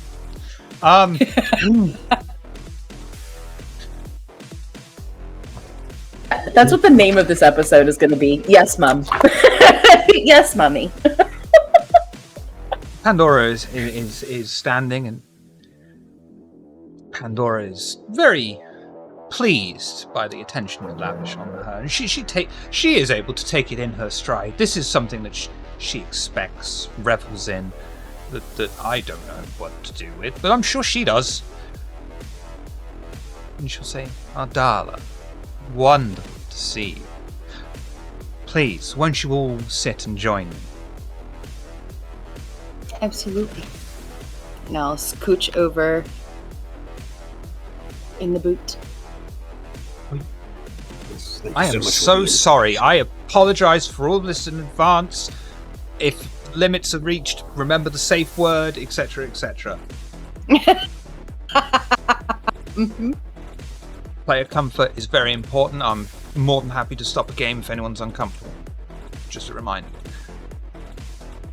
Pandora will look at you and she'll just say, no. You come sit next to me, and she'll pat the cushion next to her, nice and close. Oh, I was sitting right by her. I didn't go anywhere else but by her. Are you kidding me? I made a fool of myself for no reason. Would any of you like a drink? Love a drink. Thank you so much. In fact, you are so nice about always offering us a drink. Would you like a popsicle? Hear that Yes, over the please. earpiece, and I just like, oh, fucking just in front of the other. Quite all right tonight. I am. Thank you. I'll give it a popsicle. I'm sure you all know exactly how Pandora is going to eat this. So, I'm just... Yep. Yeah. Yes. Like an ice cream cone? worse. Sure, that's exactly what we're thinking. Who wanted a drink? I'll take one. And she'll point at the barman to around, and he'll immediately drop everything he's doing. Place glasses on a silver platter, making sure to give Ardala the nicest and cleanest crystal glass. Just a standard glass whiskey tumbler for Olivia. Places them in front of you each. You may slake one hunger, but do not go below one. Now, to business. It's been some time since I have spoken with my coterie, and what I have heard is very intriguing. I believe you are referring to it now as being Ramid. Yep, that was me. Yep. Sorry. Having been Ramid more than once reflects poorly on any coterie. But this also reflects poorly on Ebony, and thus her sire. As I understand it, her sire has come to claim her back temporarily. To what end? No importance to me. But she will be returned to you when Mother Superior is done. Now.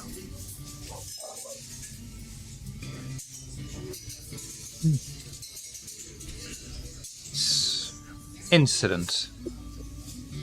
Explain everything to me. Slip will launch into an explanation of where we've been, what we've been doing, the people exploding, the big stomach under the club, the thin blood, the temperature experiments we're doing with the blood plague. Just full battery filler in over the next 45 minutes to an hour. Any suspects? Well, as far as someone blowing people up via their blood, the list of suspects is very small. We have narrowed it down, we believe, to a Tremere, and there's only one of those running around the city at the moment that we are aware of, which begs the question, do you know if the Primogen is actively taking out targets for the tower? No. I would be surprised if a Tremere is being used as a hitman when we have Banu Hakim these nights. She'll give a certain look to Ardala. A wink. That would be fine if the Banu Hakim were claiming responsibility for these hits, which they are not. So it could be that someone is trying to frame the Primogen, which seems likely. Does it? Does it seem likely? A Tremere being involved is unsurprised. Van Buren did not take rejection well, but one Tremere, though even the Primogen a clan does not make, we couldn't just give him back his seat and everything. Besides, the only thing the tower would do is inform the Banu.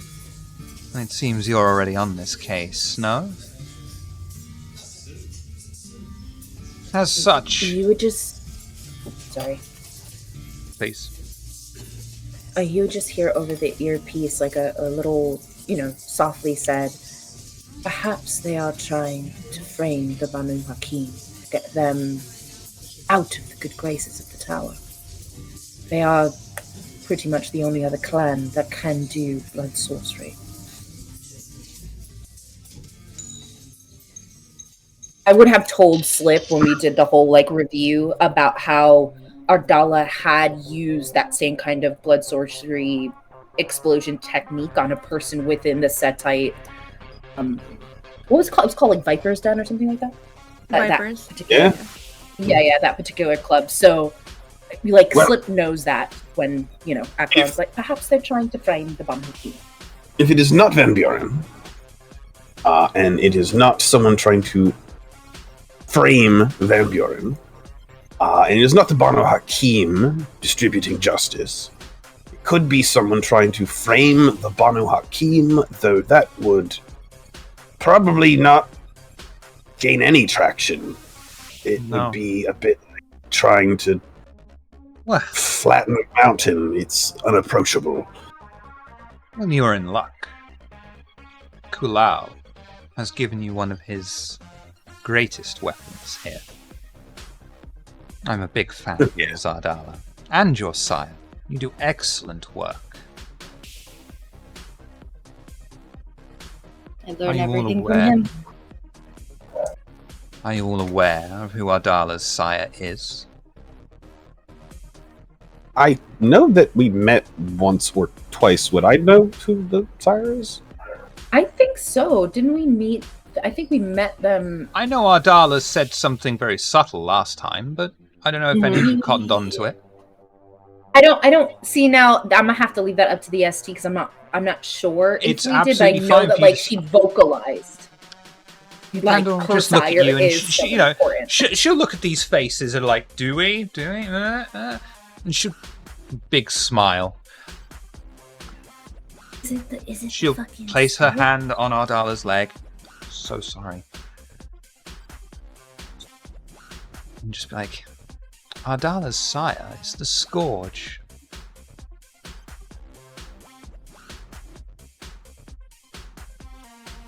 Sense. I have complete faith that you will all be able to look into this successfully. The Banu had someone looking into this. The events might be connected. Meet with him tonight in Banu territory. And she'll indicate to you a quiet road, a small alley, usually you're used to. You know it. It's near to your territory. It's quiet.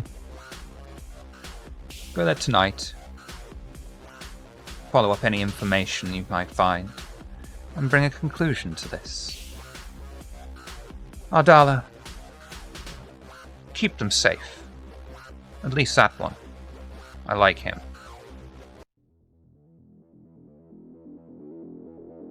If an idol could be heard. Little Nosferatu finger wiggles. I wink, nod, and write on my clipboard.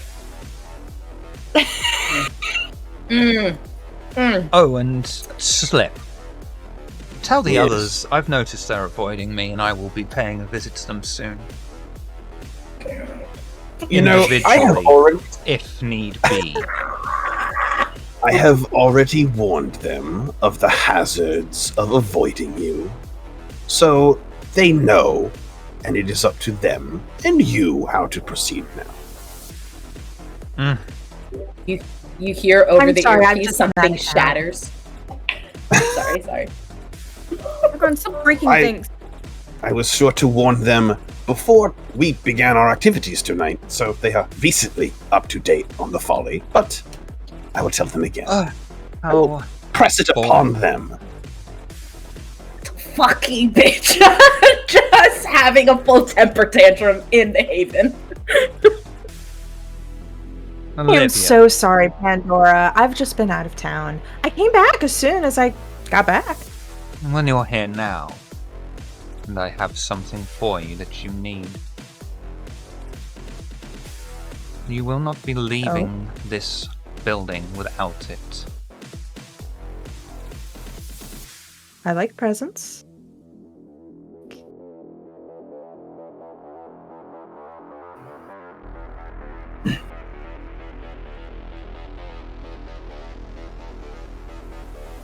Can't look at you.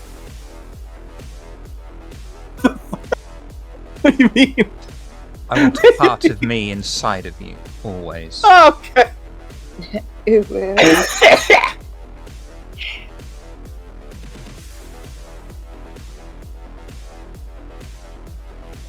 Sorry, I'm not quite sure what you mean. Come closer, child. And you'll notice that she's, taking her thumb, making an incision along her wrist, and wills the vitae to the wound. Says, "You will drink of me." Oh. Okay. And I'll sit in the booth next to her and drink. You have a level 1 blood bond to Pandora, and you may slake your hunger. What? The blood bond? You actually... I'm at 1. I'm going to let you slake your hunger to 0 for this. Oh, okay. Because she has got quite potent blood.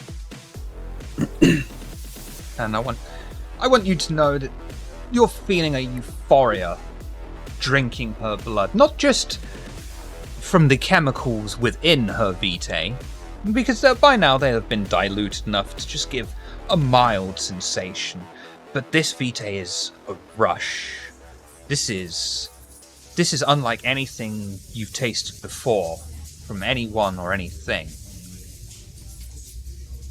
And for some reason afterwards you feel you want more of this at some point. Not uncontrollably so. Not so much so that all you will ever think about is feeding from Pandora, but feeding ever again will be... It's just not the same. Just say randomly, kind of miss chocolate. I've been called worse. Any other business? Pleasure? Well, no. Why do I do this to myself? I am ready to depart if you are finished with us. If you would like me to drink of you, I will.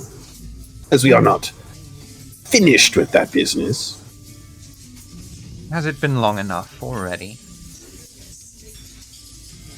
It's up to you. So right now my blood bond is 4. I know the max is 6. I don't know how deep she wants to sink it in, but... All the way. Oh yeah, then sure. To the base. Well, as Abdallah is to your left and Olivia's to your right, would you like me to crawl under the table? We're not doing that. We are not doing that. No. No.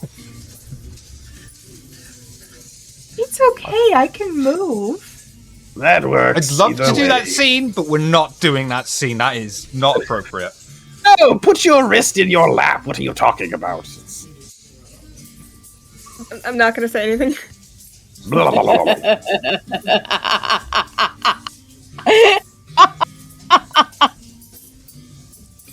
Akron is like caught between wanting to cackle because of like the shit that's being said, but also furious, upset. It's like, if this bitch thinks I'm gonna fuck it, and it's like having a whole moment. But I think in particular that moment is like, okay, I understand slip fox, I get it, alright? You can stop rubbing it in everyone's faces, it's just very, very, just all around having a tantrum is what's happening. Does not put the earpiece back in, but is just watching Acheron's facial journey, watching these tantrums like, okay, whatever they're up to, it's certainly something. It's We're not just going to say, right now. however you want to do it is however you want to do it. just increase that fucking blood bond, and we're gonna move along, and you can leave You Elysium. guys We're gonna take a break, yourself, and I'm gonna homie. reassess my life and what brought me to this point. Did it to your damn self. I love you all. Again. We'll be right back.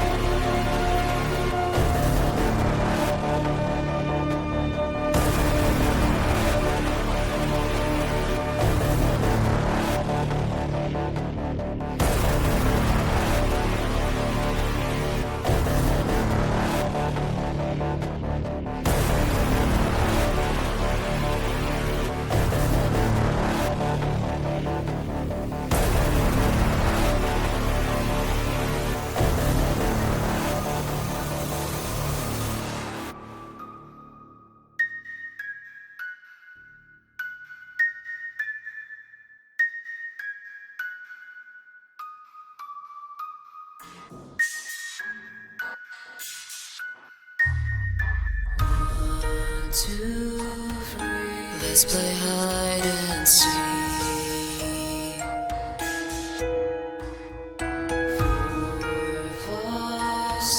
Run away from me. 7, 8, 9. Tree hollow you hide. I'm here to. In the dark you can see.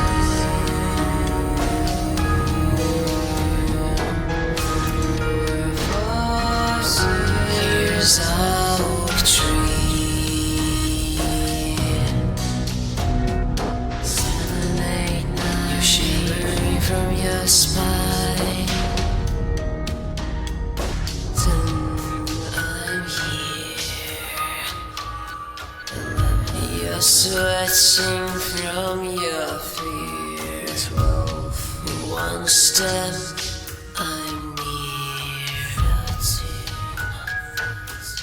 your death. Your shadow is moving under the moon and the death tree.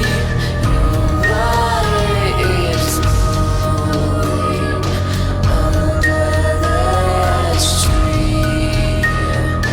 Your shadow is moving under the moon and the death tree.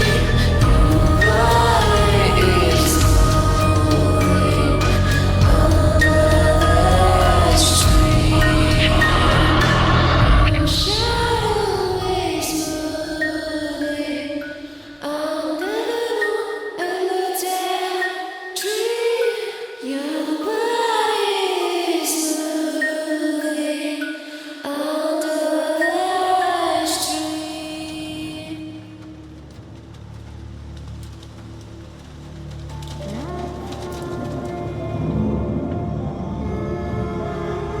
Do I often pogo stick through your thoughts wearing nothing but a smile?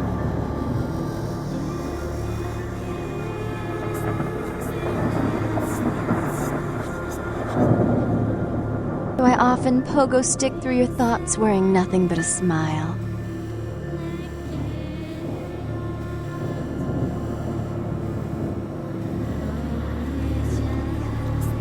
Do I often pogo stick through your thoughts wearing nothing but a smile?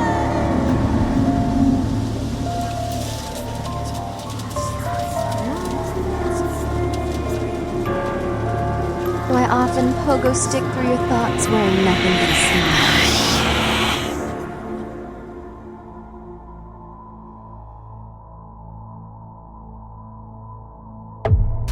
Do I often pogo stick through your thoughts wearing nothing but a smile?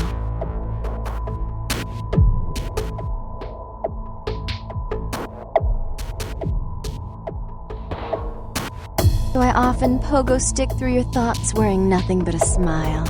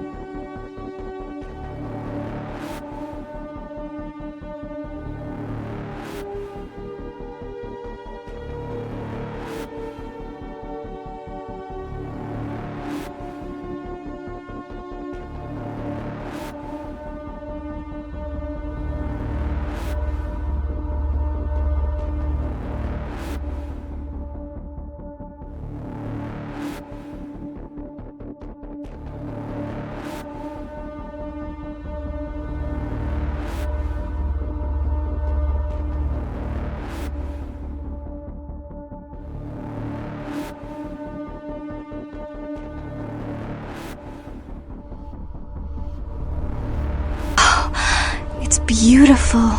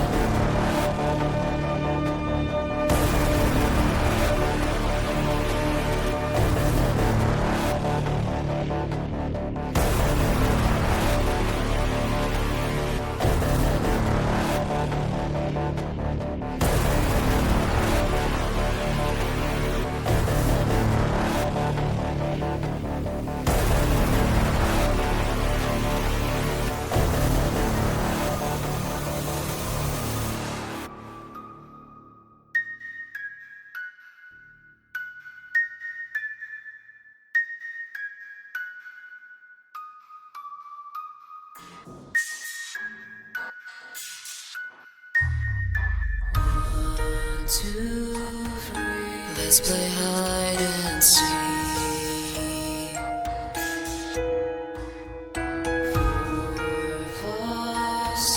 Run away from me. 7, 8, 9. Tree hollow, you hide. I'm here too. In the dark, you can see.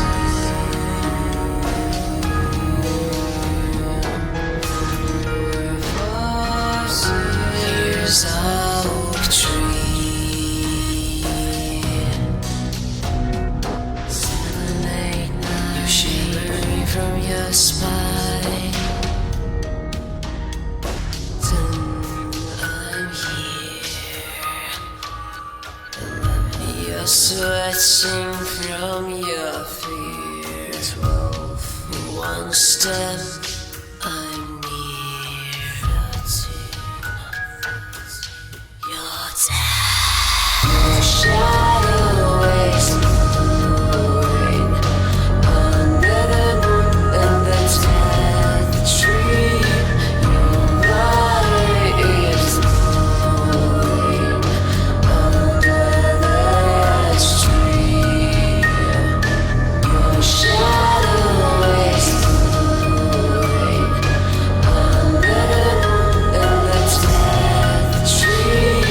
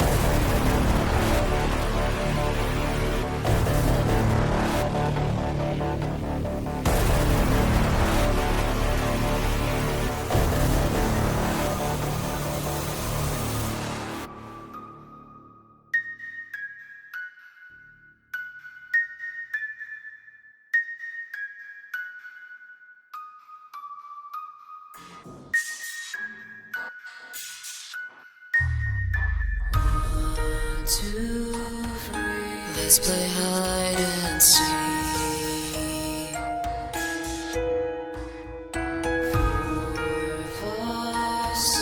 Run away from me. 7, 8, 9. Tree hollow, you hide. I'm here. In the dark, you can see.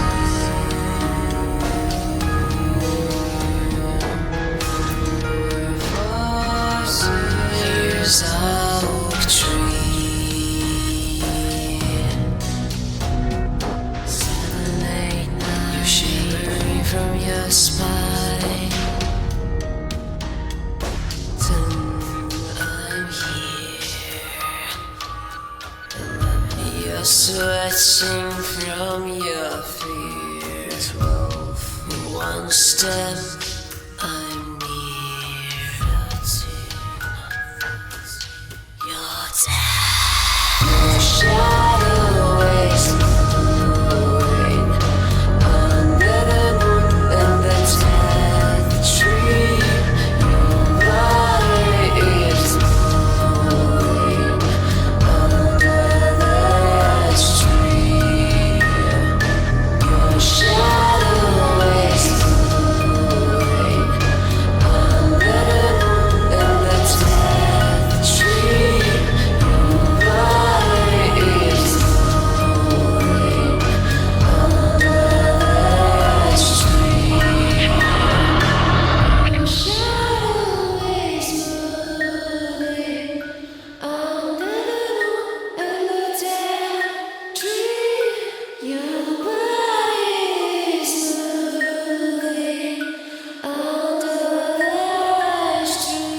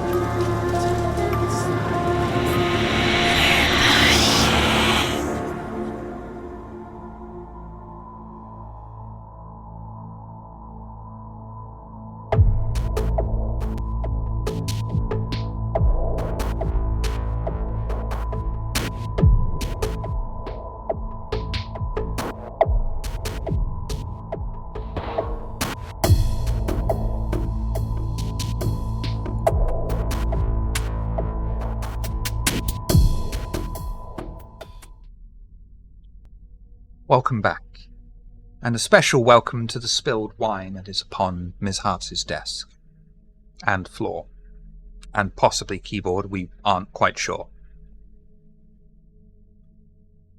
Half of the coterie have left Elysium and are making their way back in the car.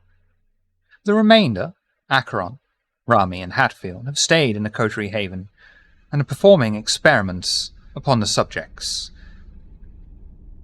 What would you all like to do?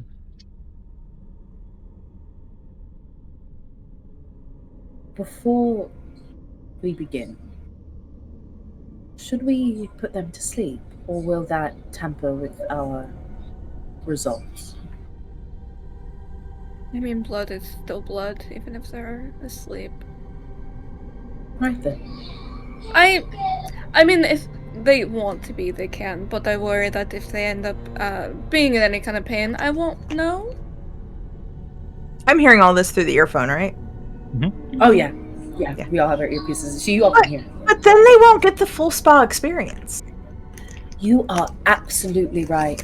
Music to the ears.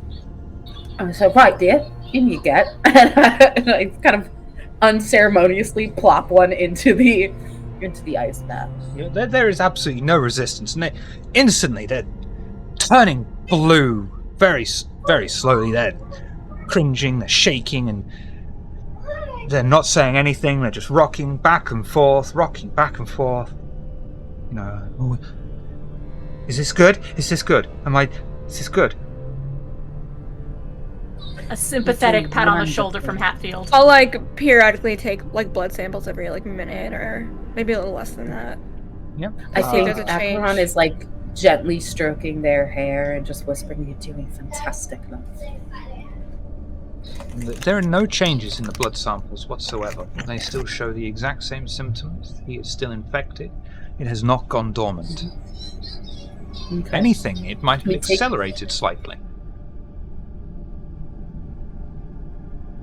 You'll notice as well at the point where the internal temperature is getting closer and closer to how you expect a dead body's temperature to be in a room environment. This illness is thriving at that temperature. That makes sense. Yeah, because So the the temperature- temperature, the plague. Yeah. That's the temperature we're at.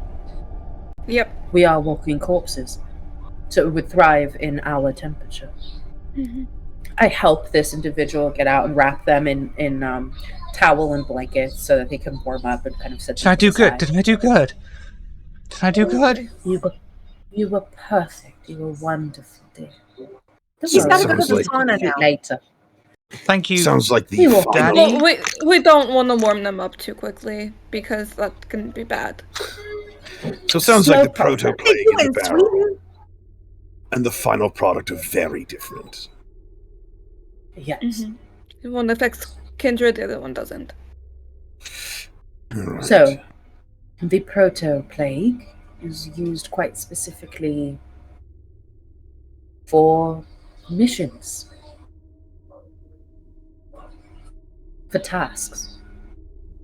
It works quickly. They're able to accomplish whatever task, and then they drop dead. The task Kind that I of- gave was... I gave them 2 separate tasks and they only followed one of them. But it was like a continuation of the first one, so I think they might only be able to follow one task. One task at a time, yeah. Did you Although it try? is interesting. Oh, go ahead. What was that, Slip? Well, I know you were going to try warming one of them up. Mm-hmm. That's our Yes, plan. yes. We have to be careful how warm though, because they could die at too high temperature. Mm-hmm. So, I'm curious. Our 4 victims have been exploded. I wonder if there is a similar thing. They accomplish a task, and then when they are And then they... of no longer use, they explode. But how would that work? That's also pretty traceable, ain't it? Like, you know, rash of people exploding's a whole lot more noticeable than people just kind of keeling over. Shiv, would Right, I but you know? still I can't mean, say, GM, would I know if that is something that it can be propped? I'm sorry, I wasn't able to hear you properly. Would you know if it was something... There was sirens there. Go Yeah, ahead. no, there's still a siren outside. Like, it's the usual, guys. I'm so sorry. No, it's not. It's not your fault. You're It's not okay. a problem. I'm very sorry. I didn't hear. Oh no, you're all good. If blood cauldron is something that can be propped previously or something that can like happen with like a prompt, like prompted, because I know that it Remote-controlled needs detonation? to be right. It needs to be a touch thing, and then you boil their blood from the inside. Couldn't be done if it truly is cauldron of blood. As far as you're aware, it couldn't be done like that. But that doesn't mean necessarily that some very ingenious Tremere has found a loophole to actually make it happen like that. It is entirely within the realm of possibility that there is a delayed reaction, but it is still applied in the same fashion.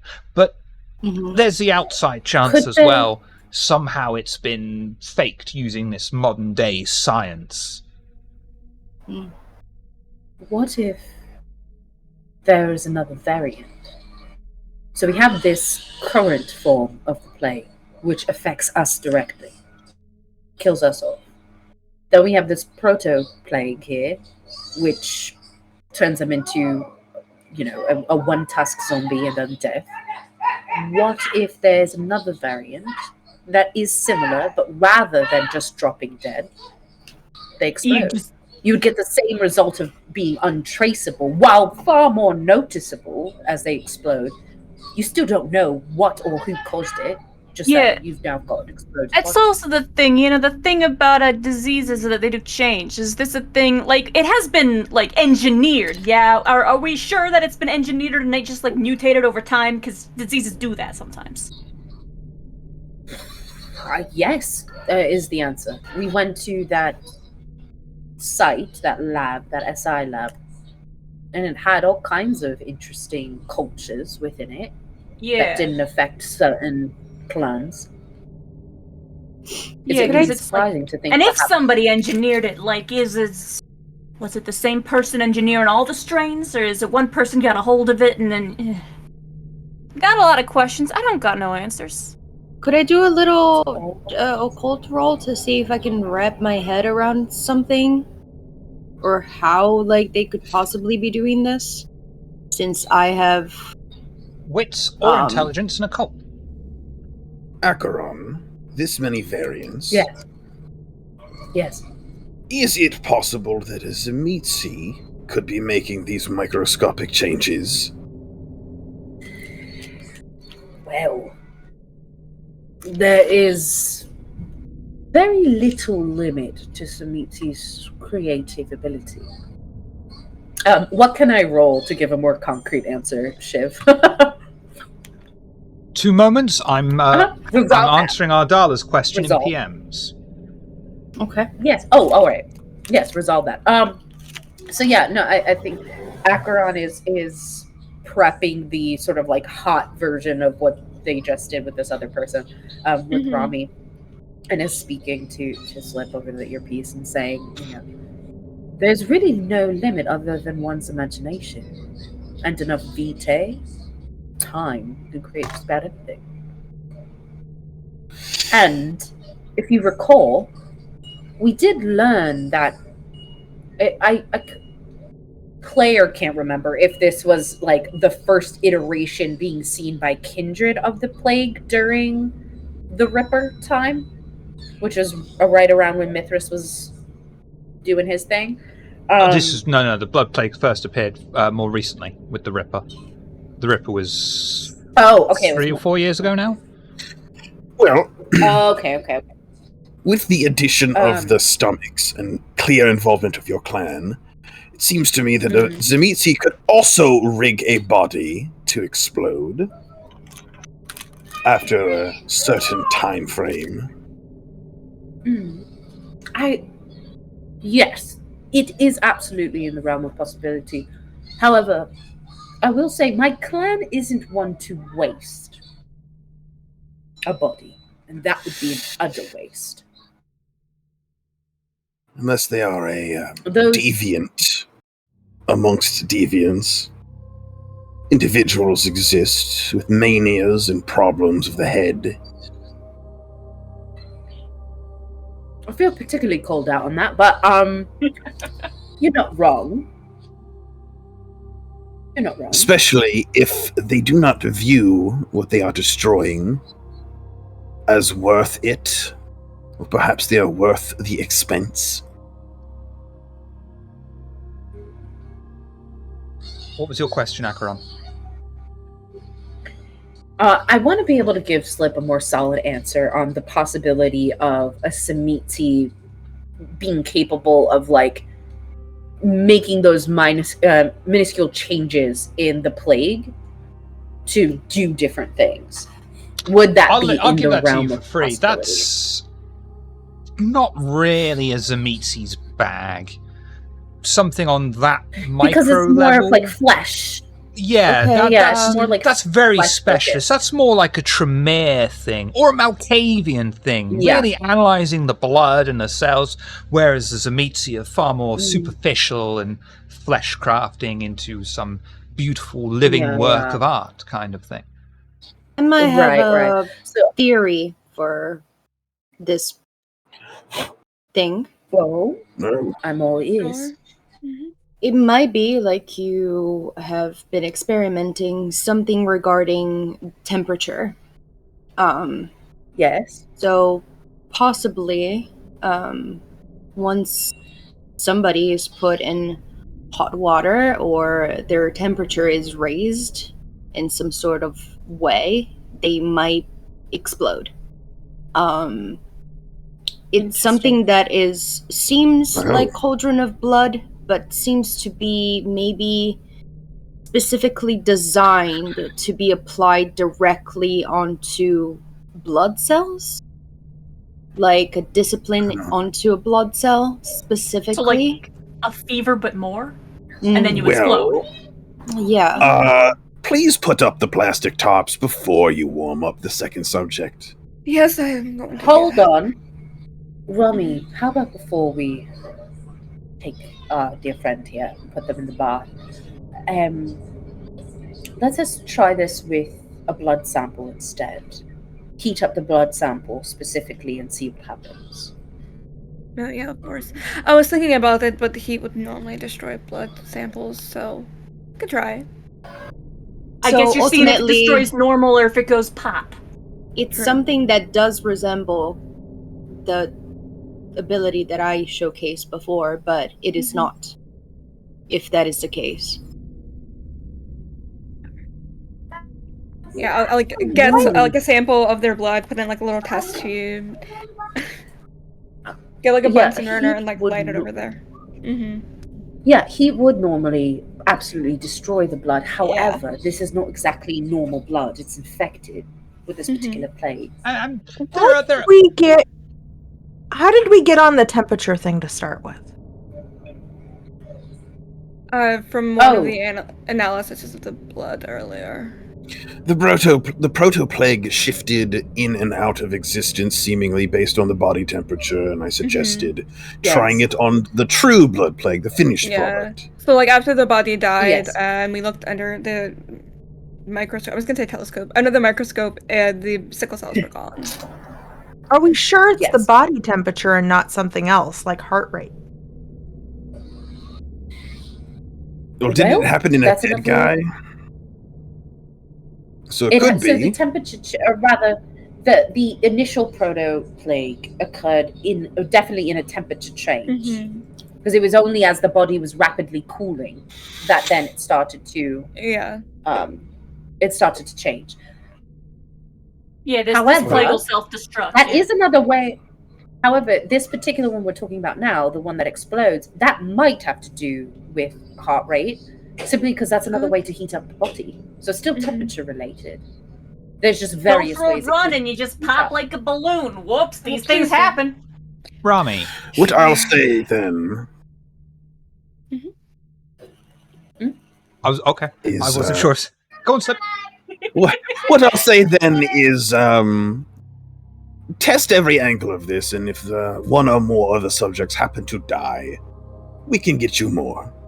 Of course. Let's try with this burner first. See what happens to the cells. So, Rami, taking a sample of the blood, putting it in a test tube, and very carefully applying a Bunsen burner to it, being wary to raise the temperature slowly, very slowly, so as to not just instantly boil this blood and skew the results, willing this temperature up slowly, and you're staring at it, and this blood, as you heat it up, it doesn't behave the way you expect it to. It should separate itself a bit more, but this actually seems to coalesce. The warmer it gets, the more it coalesces, until there is this one goopy ball-like thing, and a bubble is growing and growing, and then it pops, and all the blood is gone. It's not a violent explosion. It's only a small sample, but it's like it's boiled, but it was nowhere near boiling temperature. When we were at Julian's house, was his house warm? Like, what was the temperature of that place? Would we be able to tell? it wasn't, it is a summer night, but it's also the UK. So it's probably around about 25, 26 degrees Celsius at night, maybe about 70, 80% humidity. Don't ask why I know that. I fucking hate heat. That's fine. I do too. However, on that note, Romy, Julian spent his time at the Viper's Den. There's more than one way there to get your temperature risen. Yeah, that's true. I'm just... Even something as, well, not simple, but something as an anxiety attack. Your heart rate raises, you're panicked, pacing back and forth, body temperature raises, and suddenly you explode. Yeah, he could have been now on we've got 4 drugs or anything like that as well. Exactly, he could have been on stimulants that would have done that as well. And now we're looking at 4 bodies that have exploded about Oxford, all in that same fashion. We've got this one that is essentially the perfect assassin, and then the plague meant for us.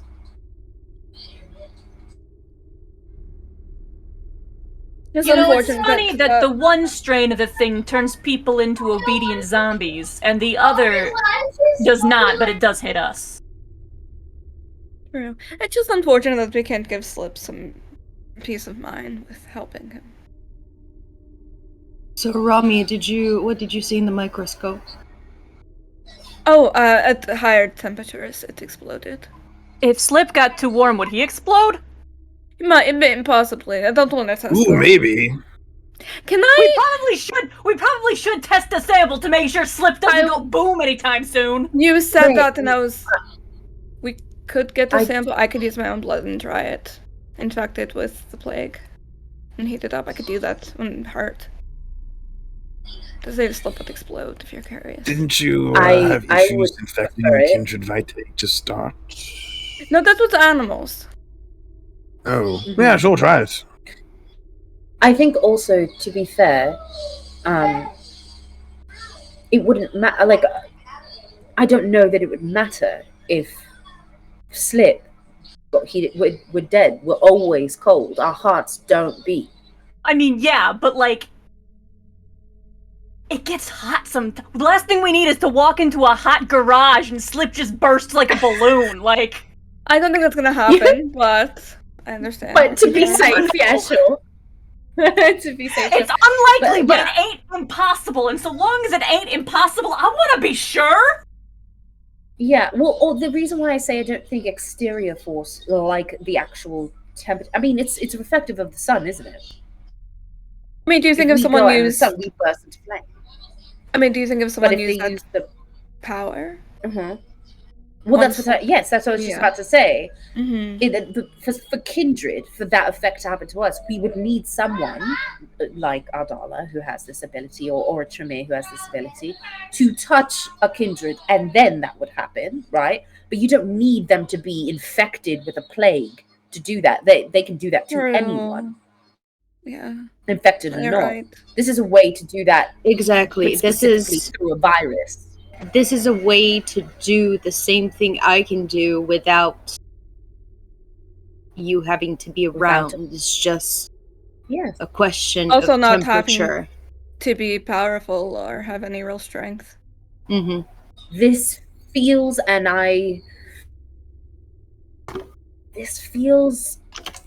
yes, Tremere influence is very possible, and I'd love to say that it was Tremere, but this could also simply be thin blood alchemy. They do have abilities in which they can do such things. That man we spoke to, he was a thin blood. I was gonna ask if we knew any thin blood or knew anything about alchemy. You know, who was that guy? Do you think that guy's still alive? Because this is the second thin blood we found who was doing stuff, right? Doing shady things? There was that other guy. Brink. I remember the other guy. I never met him, but I heard about him. Yeah, that guy. He said he had.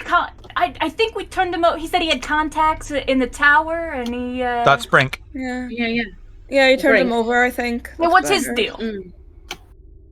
Well, as far as I understand, he's still alive. And if I recall correctly, I think. No, I thought Slip might have still had his number, but I'm sure we could find him. Thin bloods won't be difficult to find. Brink?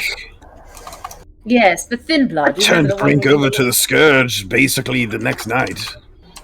Oh God. Okay, he might be dead. Right. Like I said, I'm the anyone- Banu Hakim's favorite kind of Nosferatu. Oh, right. He No, sounds so absolutely. But fucking anyone- proud of himself when he says that too. I mean- every time. One way or the other, whether that guy's alive or dead, we still got the thing too where this is now two thin bloods doing shady stuff in connection with other shady stuff. He wasn't exactly loyal to the tower either. He works with everyone. And I mean, that other guy called himself the Promise Dude. Like, he didn't know what was going on. He was just doing what he was told. Absolutely Like, not. Yeah. Mm-hmm. You know, in the first Anarch War,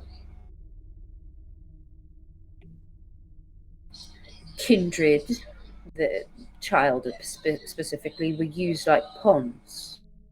This can sort of mimic the same, except rather than using their childer, they use mortals and thin bloods. They're expendable. And you just pump everybody full of these various plagues. Quite easy to control the narrative of that.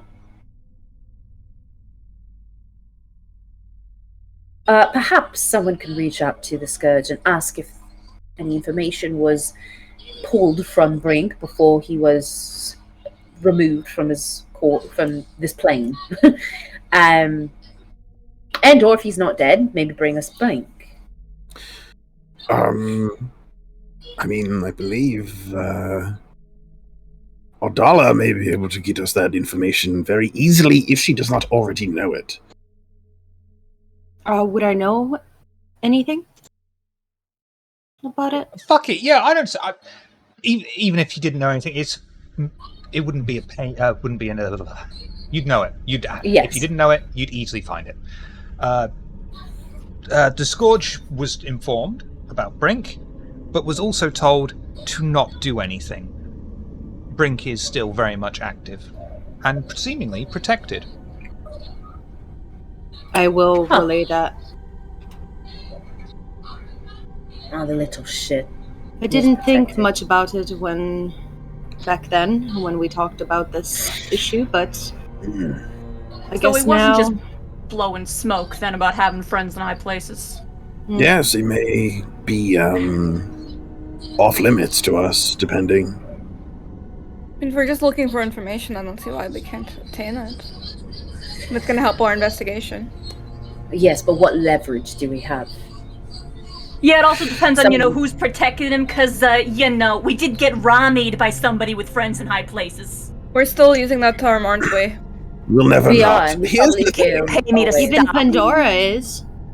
So here's the thing. Oh no. Alright. Yes, oh no. So here's the thing. If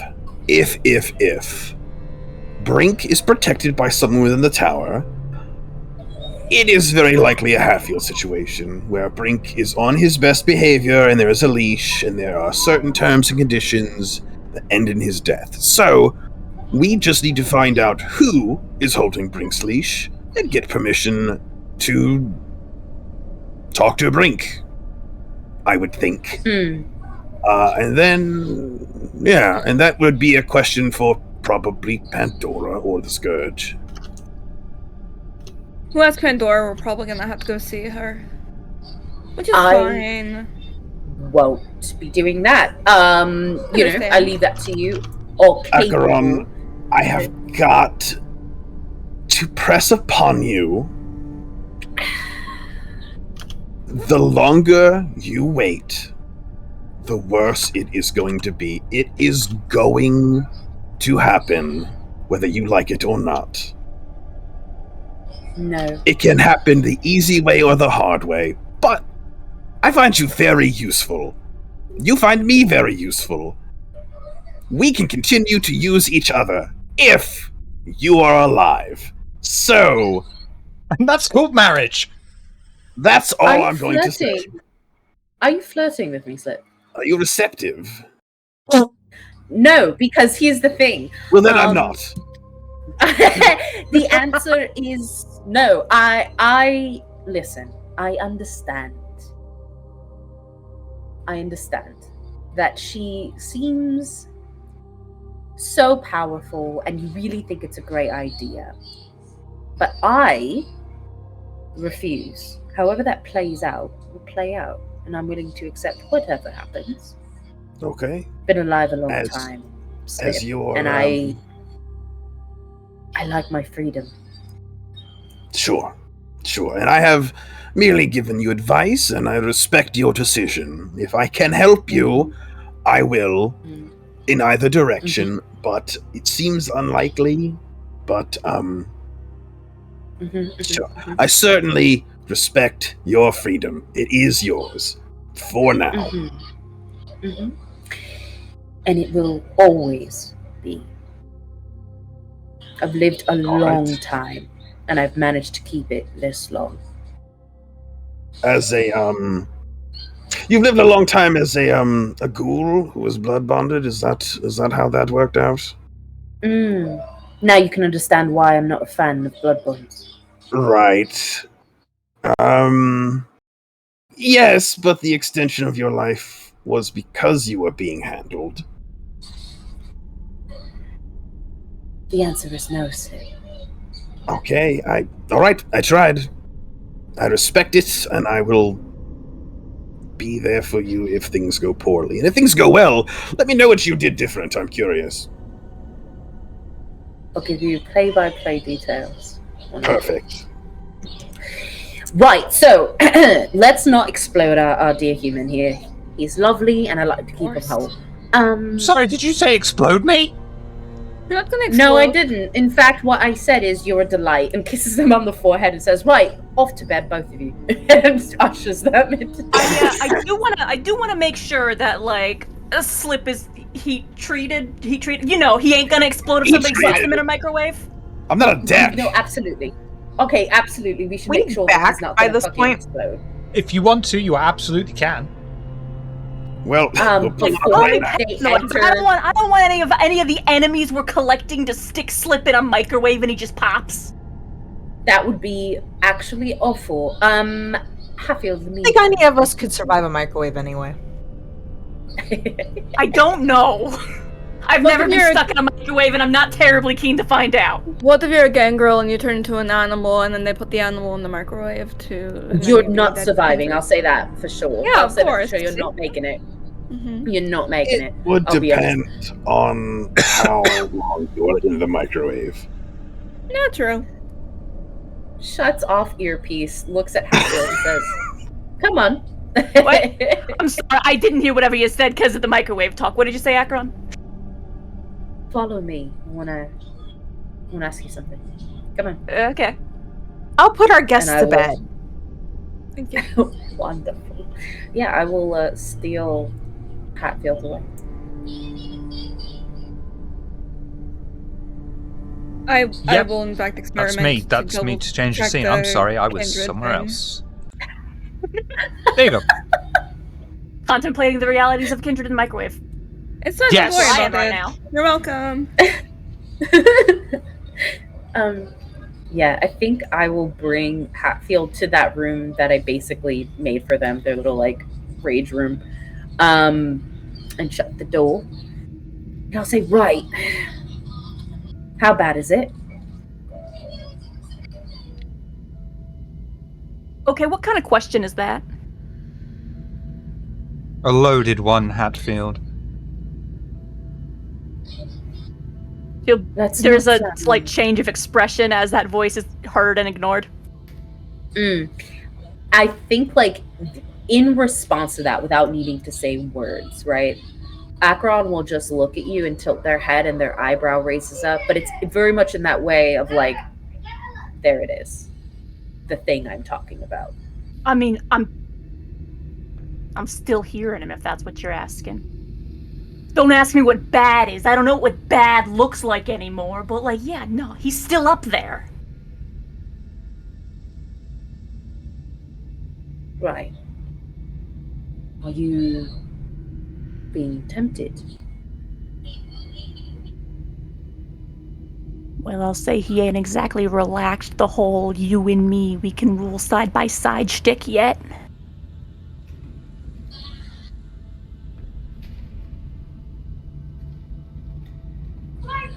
him on top, of course.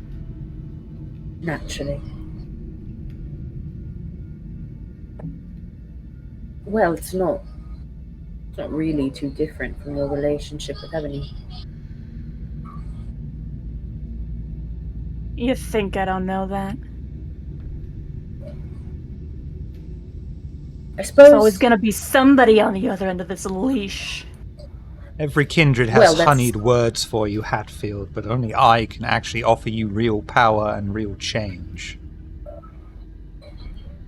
I suppose that is why I am bringing you aside to ask you these questions. Because at some point, it's going to be difficult to deny. Things will happen where what he offers will seem like the right choice. Yeah, and there's the question. Says the How do I kindred know it ain't? lying to you and offering you the right choice. How do I know what's right? You don't. Not really. I don't know if anyone's told you this, but it doesn't get better. It doesn't get easier. It does. There are no right choices. You have the power eventually to decide what is right and what is wrong. I did. You can try to fight it, and I imagine you'll put up an excellent fight. You're quite strong, Hatfield.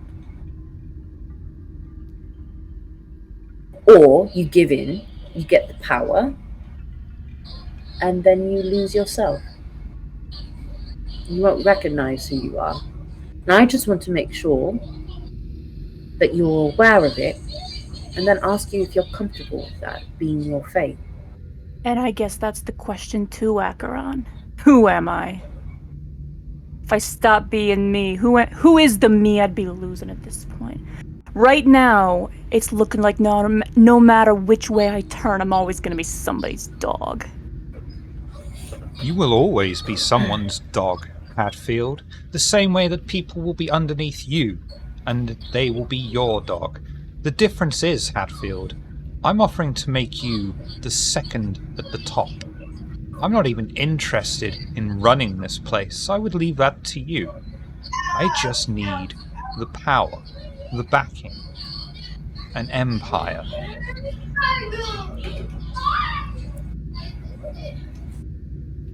What do you want, Hatfield? What do More you than want, anything. Hatfield? There's just a moment, Hatfield sort of both hands on face, just sort of having these questions asked from all directions. Honestly, I just want to be left alone. You're kindred, Hatfield. You can't be. You know I'm recognizing that! Sorry. Oh. Okay. Oh yeah, no, That's you think what he we're ain't doing chattering then. in my ear right now. He's whispering every time you say anything. It's you on one shoulder and him on the other. Either way, I'm being pulled in so many directions. To play chess with Mithras. Yeah, Incredible. and at the end of the day, no matter what, I'm just a pawn on this board. There is a way out. What, you want me to walk into the sun? I've thought about it. I'm just saying. You could walk into the sun, or go into a very long sleep. I would still be here, Hatfield. If you walk into the sun, it will be someone else that could take your place. Imagine what they would do with the city if it wasn't you. Imagine what they would do with the country. Yeah, he's saying if it ain't me, he'll find some other pawn. Not surprising at all. He's Yeah. got a whole collective of pawns. Uh-huh. You're just the newest one. Yep. You're just the strongest one. Fun though. Your options are that thin, okay. Hatfield, I want to help. And I'll be honest, for absolutely selfish reasons. Mithras is a threat. Everything changes should he come into power. And everything you that's care one thing about, he's been straight about. everything you care about will be taken from you. Because that's what it takes to gain power. You sacrifice everything. The sugar on top is the idea that you can then gain everything after, but it doesn't really work that way. You become hollowed out. You no longer want the same things, care about the same things you did before. It's the same problem again and again. I want change. Yes, I want change. I don't just want to be the new boot that somebody else is licking at. I don't want to be licking anybody else's boot. It seems that's all anybody offers. Let's just lick footwear. That's it. That's all that's going on around here. You are so incredibly Bruja. It is almost comical. You all have that same funny ideal. You want the power to stop the power, but also don't want the power because then you'd be selling out. And that's just not possible because that's not how the world works. But what if it did? What if things were better? You could make them better, Hatfield. They tried that with Carthage. It did not work well. Carthage was tainted by corrupt Ventru. And infernalism. Hatfield's eyes closed for a moment, just trying to, these two conflicting voices, while Hatfield's own little voice in the head is just like, ah!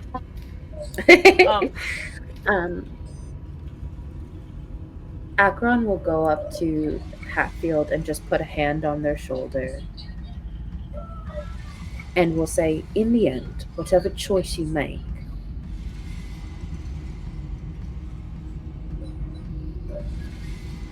know that the grass is never greener on the other side. You're offering some real encouraging words, Acheron. No matter what I choose, I'm gonna be choosing wrong? That's about right. That's about par for the course here. What I'm telling you is the truth, because there are very few who will give it to you. And that's what everybody says, too. Listen to me and only me, because only I will tell you the truth. There's no such thing as the truth, Hatfield. There's the truth from your perspective, my perspective, and the perspective of outsiders. Can Slip knock on the door at this point? Because we're back now. So, before the Slip muffled does, yelling through the door. Before Slip does knock, though, Akron will say, "No, I didn't say that. You don't have to listen to me at all. I'm not making a deal with you. I am giving you truth because you need to hear it. That's all. There is no bargain here. You have nothing that I want."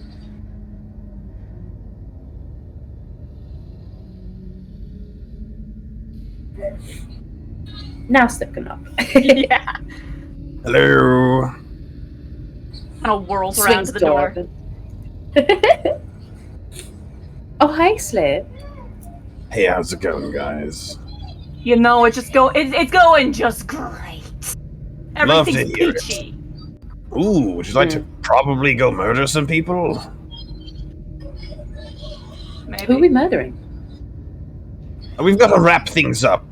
Pandora gave us a location to go to wrap this whole business up for our good friends, the Banu Hakim. And I doubt whoever's got this racket going is going to go peacefully. All right, then, let's get to it. Do you think I'll actually be able to kill him this time? Or do you think somebody else will swoop in and shoot him in the head before I can? You gotta be fast enough. You gotta want it. If only it were that easy.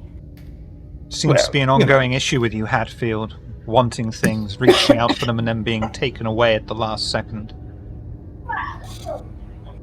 It is a continuous process of growth. Shall we? We'll smile and walk out. There's just the moment of Hatfield is just like the too calm and composed for a sec, as the very visibly like, I will not slam my head into the wall in a fit of rage. I will not slam my head into the wall in a fit of rage. I will not slam, like, just that energy. Yeah. Maybe you should ride with me, Hatfield. Okay. I don't know Sure. where are you driving off to? We're gonna go to the location we were given to. 5-minute walk. Perfect. It's Oh, okay. even better. 5-minute walk, 30-second car drive. Perfect. I love it.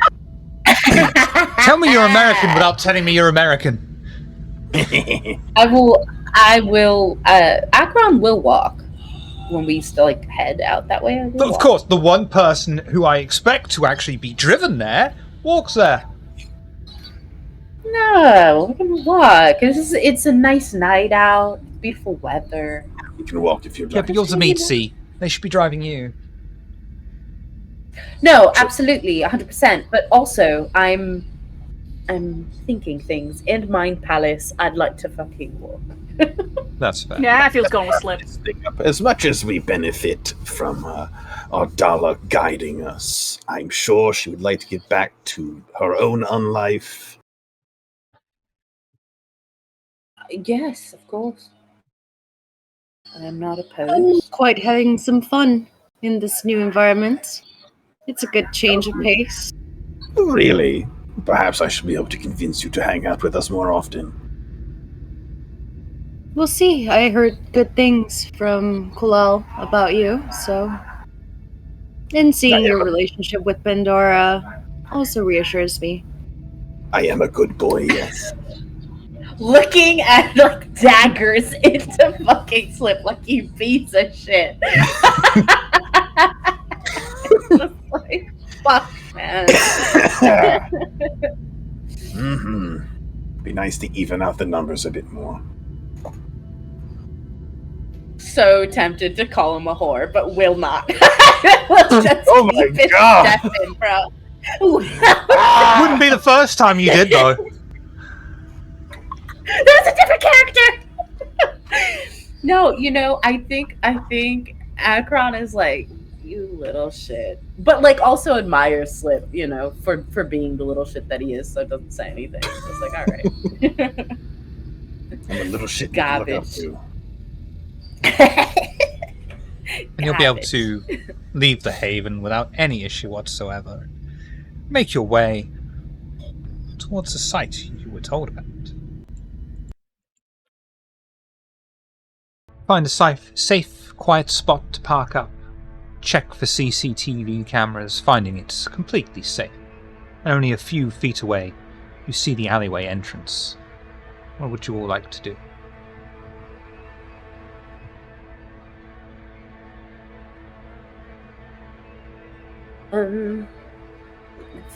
Blah blah. Sorry, I fucking brain buffering. Can I real quick? Can I Google satellite view search this alleyway in particular, this location, and see if there is an exit so that we can pincer this? Yeah, I'll even let you do that for free. Don't even bother with a rouse check because you're not going to like the answer. It's dead end alleyway. This is it. One way in. It's all right. There is one way in and one way out of this place that I can see. Question: is there like fire escape landings on the sides of the buildings that lead into this alley? There'll be 1-2 fire exits to each building, but nothing like a grand staircase. The picture is more inspiration, despite it being a location in Oxford. Okay. Again, that was Yeah. very much approaching the bit where I was running out of time. yeah, I got you. Okay. Yeah, I think Acheron is going to vicissitude it up and is going to create a little, probably some lady death strike claws out of their hand. Do a rouse check. That's all Yeah. you need. I'll let you do it. The rest Are of we the all three. there? Is it just those three? I imagine it's all of you No, if it's you all want of it us. to be. Okay. I just wasn't sure. Was good. So, rousing success. One thing I will point out, though, for Ardala is that Slip does have a laptop with internet access and a smartphone, and he has been using them pretty freely. Mm-hmm. And you Of all course. I even leaving snitch on your myself. See vehicle, that? leaving your vehicle or I hate approaching it. the alleyway entrance on foot. And as you do so, Mm. the only sound you hear are your faint footsteps upon the concrete pavement, until silently, gliding out of the alley is what appears to be a serene, almost tranquil man, his arms raised and turned, exposing his torn open wrists and forearms, blood gushing out of the wound and trailing down his arms, saturating his t-shirt sleeves. He looks at you all directly, and in an almost angelic whisper says the words, "He has returned, and he brings revenge." As those words eke from his mouth, he loses his footing, sways, and just gives in to the pull of gravity, forcing him to fall backwards, silently, until you hear the piercing clunk of the back of the man's skull cracking open upon the pavement. What would you like to do? All right. Okay. Cool. That's cool. Yeah, I think Akron will move into the alleyway. I want to check out this body, see if, other than the injuries that you described there, if there's anything, I guess, bizarre or different. Yeah, In the if we're murder looking at the site or on the body. body? Sorry. On the what? The murder site or the body? I would've- Either. Yeah, I would at I least go shouldn't to have the said body. the words murder site. Oops. I will say, yeah, no. Well, here's what I'll do. Just to be fair on that, my specialty would be anatomy, so I will check the body. However, I will say out loud, if anyone would like to check around, perhaps there'll be some clues, to sort of kind of spread out the investigation, that the others can kind of look at the grounds while I look at the body. Probably with Rami's help, if they want. Yeah, I was gonna say she would absolutely go to the body, but also I will use heightened senses just in case I hear anything else around the area. I also would like to activate a heightened senses. Heightened senses is fine. There's nothing that you are able to hear that is seemingly out of place. I mean, sorry, Okay. sense the unseen for me, not heightened senses. I was gonna say sentient unseen if you didn't. Yep, say yep, it. yep. I also have it. Yeah. Yep, that one. Sense the Excuse me. unseen. Do sense the unseen for me, please. Sure. Wait, can I also roll it? 'Cause I was. Yep. Cool. This is a very difficult roll. Sure. What's my? Which is why it's optional. Yeah, I'm gonna rouse. I would like to. I'm That's gonna fine. rouse too.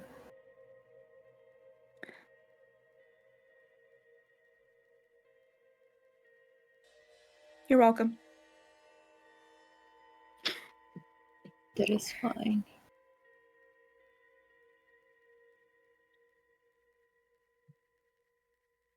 So, if I rouse the blood, how much can I improve my wits? I think it's a +3. Yeah. Okay. Would you both like to stick with it, or would you like to re-roll any of those?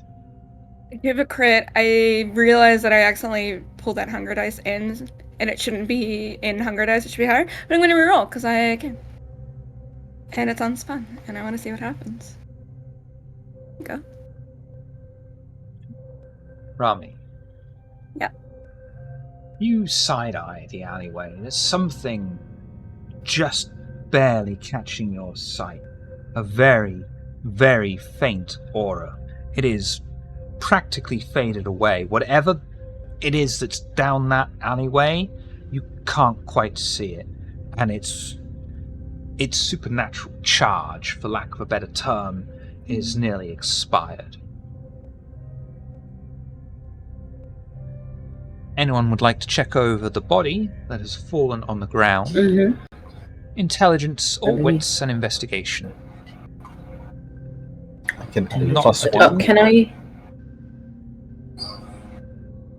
Very Okay. easy roll. Just say, for the record, Hatfield is going through the motions of helping, but is just kind of dull-eyed. Clearly he's got other stuff going right now, and kind of phoning in the investigation at the moment. I can give a plus one or take the lead on the roll as you like. Yeah, I could also. Oh, you have assist. you have a higher investigation than I do. I was hoping medicine would be the role because of my specialty in anatomy, but I would be okay with giving a +1 to either Slip or. Yeah. I'm only Valor. not offering because I just rolled the unseen thing. The only reason why I didn't offer, or else I would, because I have high investigation too. Slip. I mean, Shiv. Hello. Can I give a +1 rather than me doing the roll? Give a +1 Absolutely. to someone else. investigating the Absolutely. body? Okay.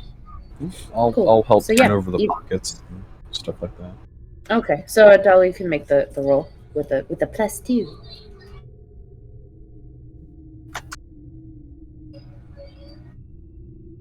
Okay. I don't have the best. It's not a Okay. difficult roll whatsoever. Oh, I've got a pool of 5, so I'll be rolling a 7 if you prefer. I think it's better than mine, actually. Is it intelligence and investigation? Yes. Uh Oh, I have a 5 too. huh. So there you go. Oh, yeah. I Okay. rolled already. Yeah, you Slip, got it. roll. Go for it. Okay. Yeah, that's why I was like, someone else. I will Excellent. re-roll. You know, you just said it wasn't a very hard roll. I'll stick with it. Slip. Yeah. You check over this body. And there's nothing. Absolutely nothing. You find his wallet, but it's been completely gutted apart from the cash. You look further on, and you find his left ring finger has an indentation on it, but the ring is missing. Okay. And the man's face is in perfect condition, other than like his wrists are all fucked up, but his face is fine. Mm-hmm. I'll Very clean take a cuts on the picture of wrist. Very clean, deep cuts on the wrist. Professionally done. Okay. I will take a photograph of this man's face, and if everyone is done with him, I will fetch a body bag from the back of the cleaning van and Wait, start to bag Slip, this man up. do you need the body? I can just get rid of it. If they're kind, at least I can. I don't know if you want the body. Well, this person was definitely acting strange and said strange things before they perished. It might be a good Perhaps. idea to continue the investigation back at the lab. I agree. Yes, I was going to bag him As up the- and then use a photograph of his visage to research who he may have been. It's fine. Does anyone see that in the hall, the alley? Is it just me? No. What do you see? What? Oh, There's a weird, gone maybe now, weird supernatural. I don't know what it is. I will bag this man up if you wish to expound further. I will head in that direction to sort Yeah, of I'm see gonna what's possibly going on in that. Go over there. down there. But You walk into the alleyway. The far distance, the wall that blocks the other end of the alleyway off, is a scene of carnage.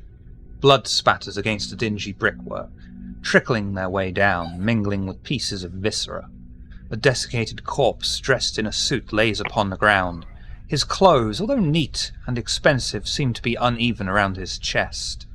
Ardala, recognizes the body of Altair of the Banu Hakim. And that is where we will bring a close to this week's Oxford's Ashes. Thank you all for coming and watching. Shit. Thank you all for coming and playing.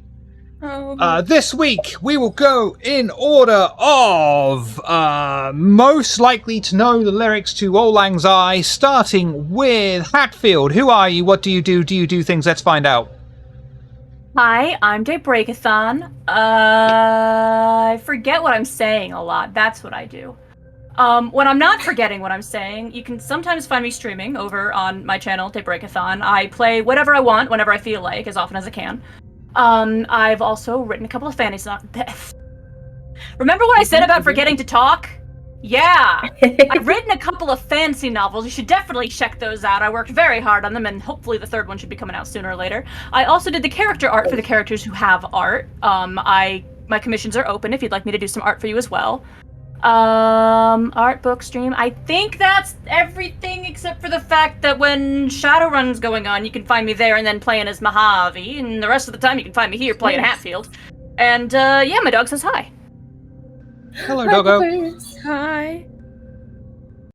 Ardala, who are you? What do you do? Do you do things? Let's find out. Hello, I'm Phoenicia Starlight. I also stream here on Twitch. I've been doing some Diablo lately, as probably most of the people here on Twitch have been doing so far. But otherwise, I do a lot of tabletop RPG content like this, and yeah, chaos. So come and Yes. oh, question mark.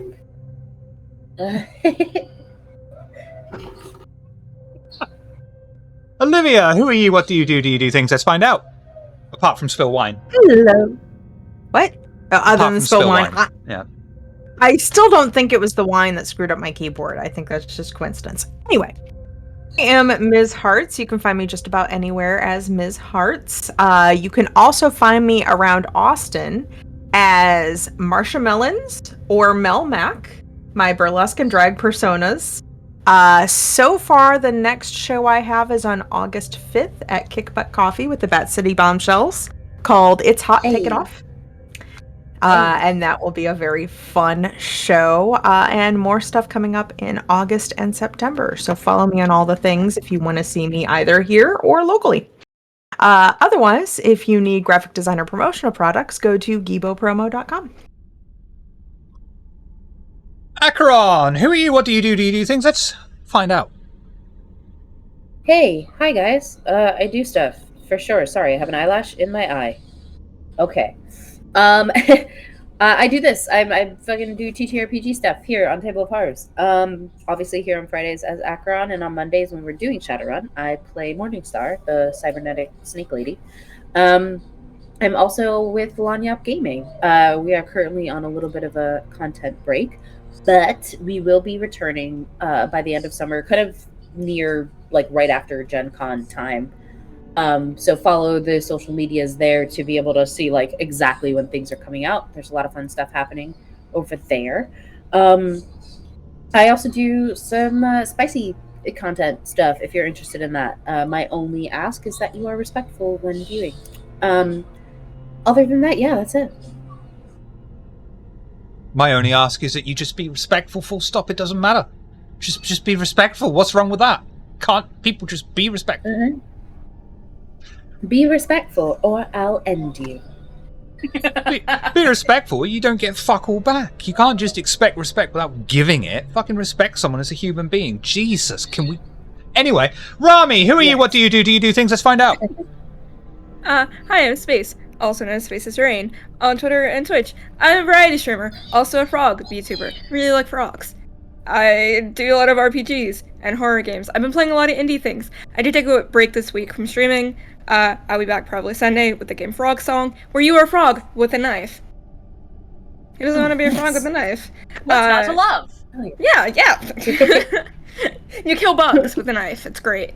So I'm going to be continuing to do demos from Streamfest this week, most likely. And getting back into Diablo, because the season starts next month, which is cool. I'm also here Fridays. And, yeah, that's it. Slip! Who are you? What do you do? Do you do things? Let's find out. Typically, I do things unless I'm sick for 3 weeks straight, which was the case recently. But I'm better now. I'll be returning to streaming regularly on my own channel, where I do a lot of variety stuff, a lot of horror, a lot of ghost hunting, and Hey. whatever else I want, mostly. I'm here Fridays as Slip, as you've seen. He's full of bees. And then Monday, I'm here as T103, an orc with a metal arms. I punch things. That is it. That is it. I don't do anything else, but come check it out if you're interested. I keep trying to get T to do other things than punch, but he refuses. Well, he used to do other things, but Yeah.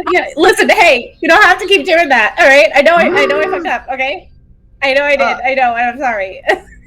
Check out the links in chat and down below for links to our Discord, YouTube, audio-only versions are also covered. Feel like I've forgotten something in all of that, but I don't think there is.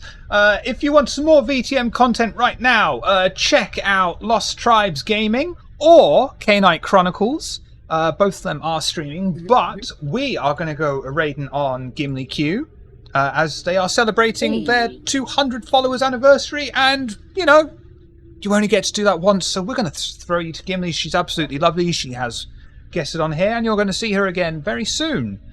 So yeah, just tell her that Table of Horrors sent you, and she'll be like, "Oh no." But we can't go legally, morally, objectively until Rami says the line. Oh, okay. So did you know that there are about 30 species of frogs that don't have tongues, but they do have claws? And that's how they catch prey? I didn't know that. I didn't know that either. You're welcome.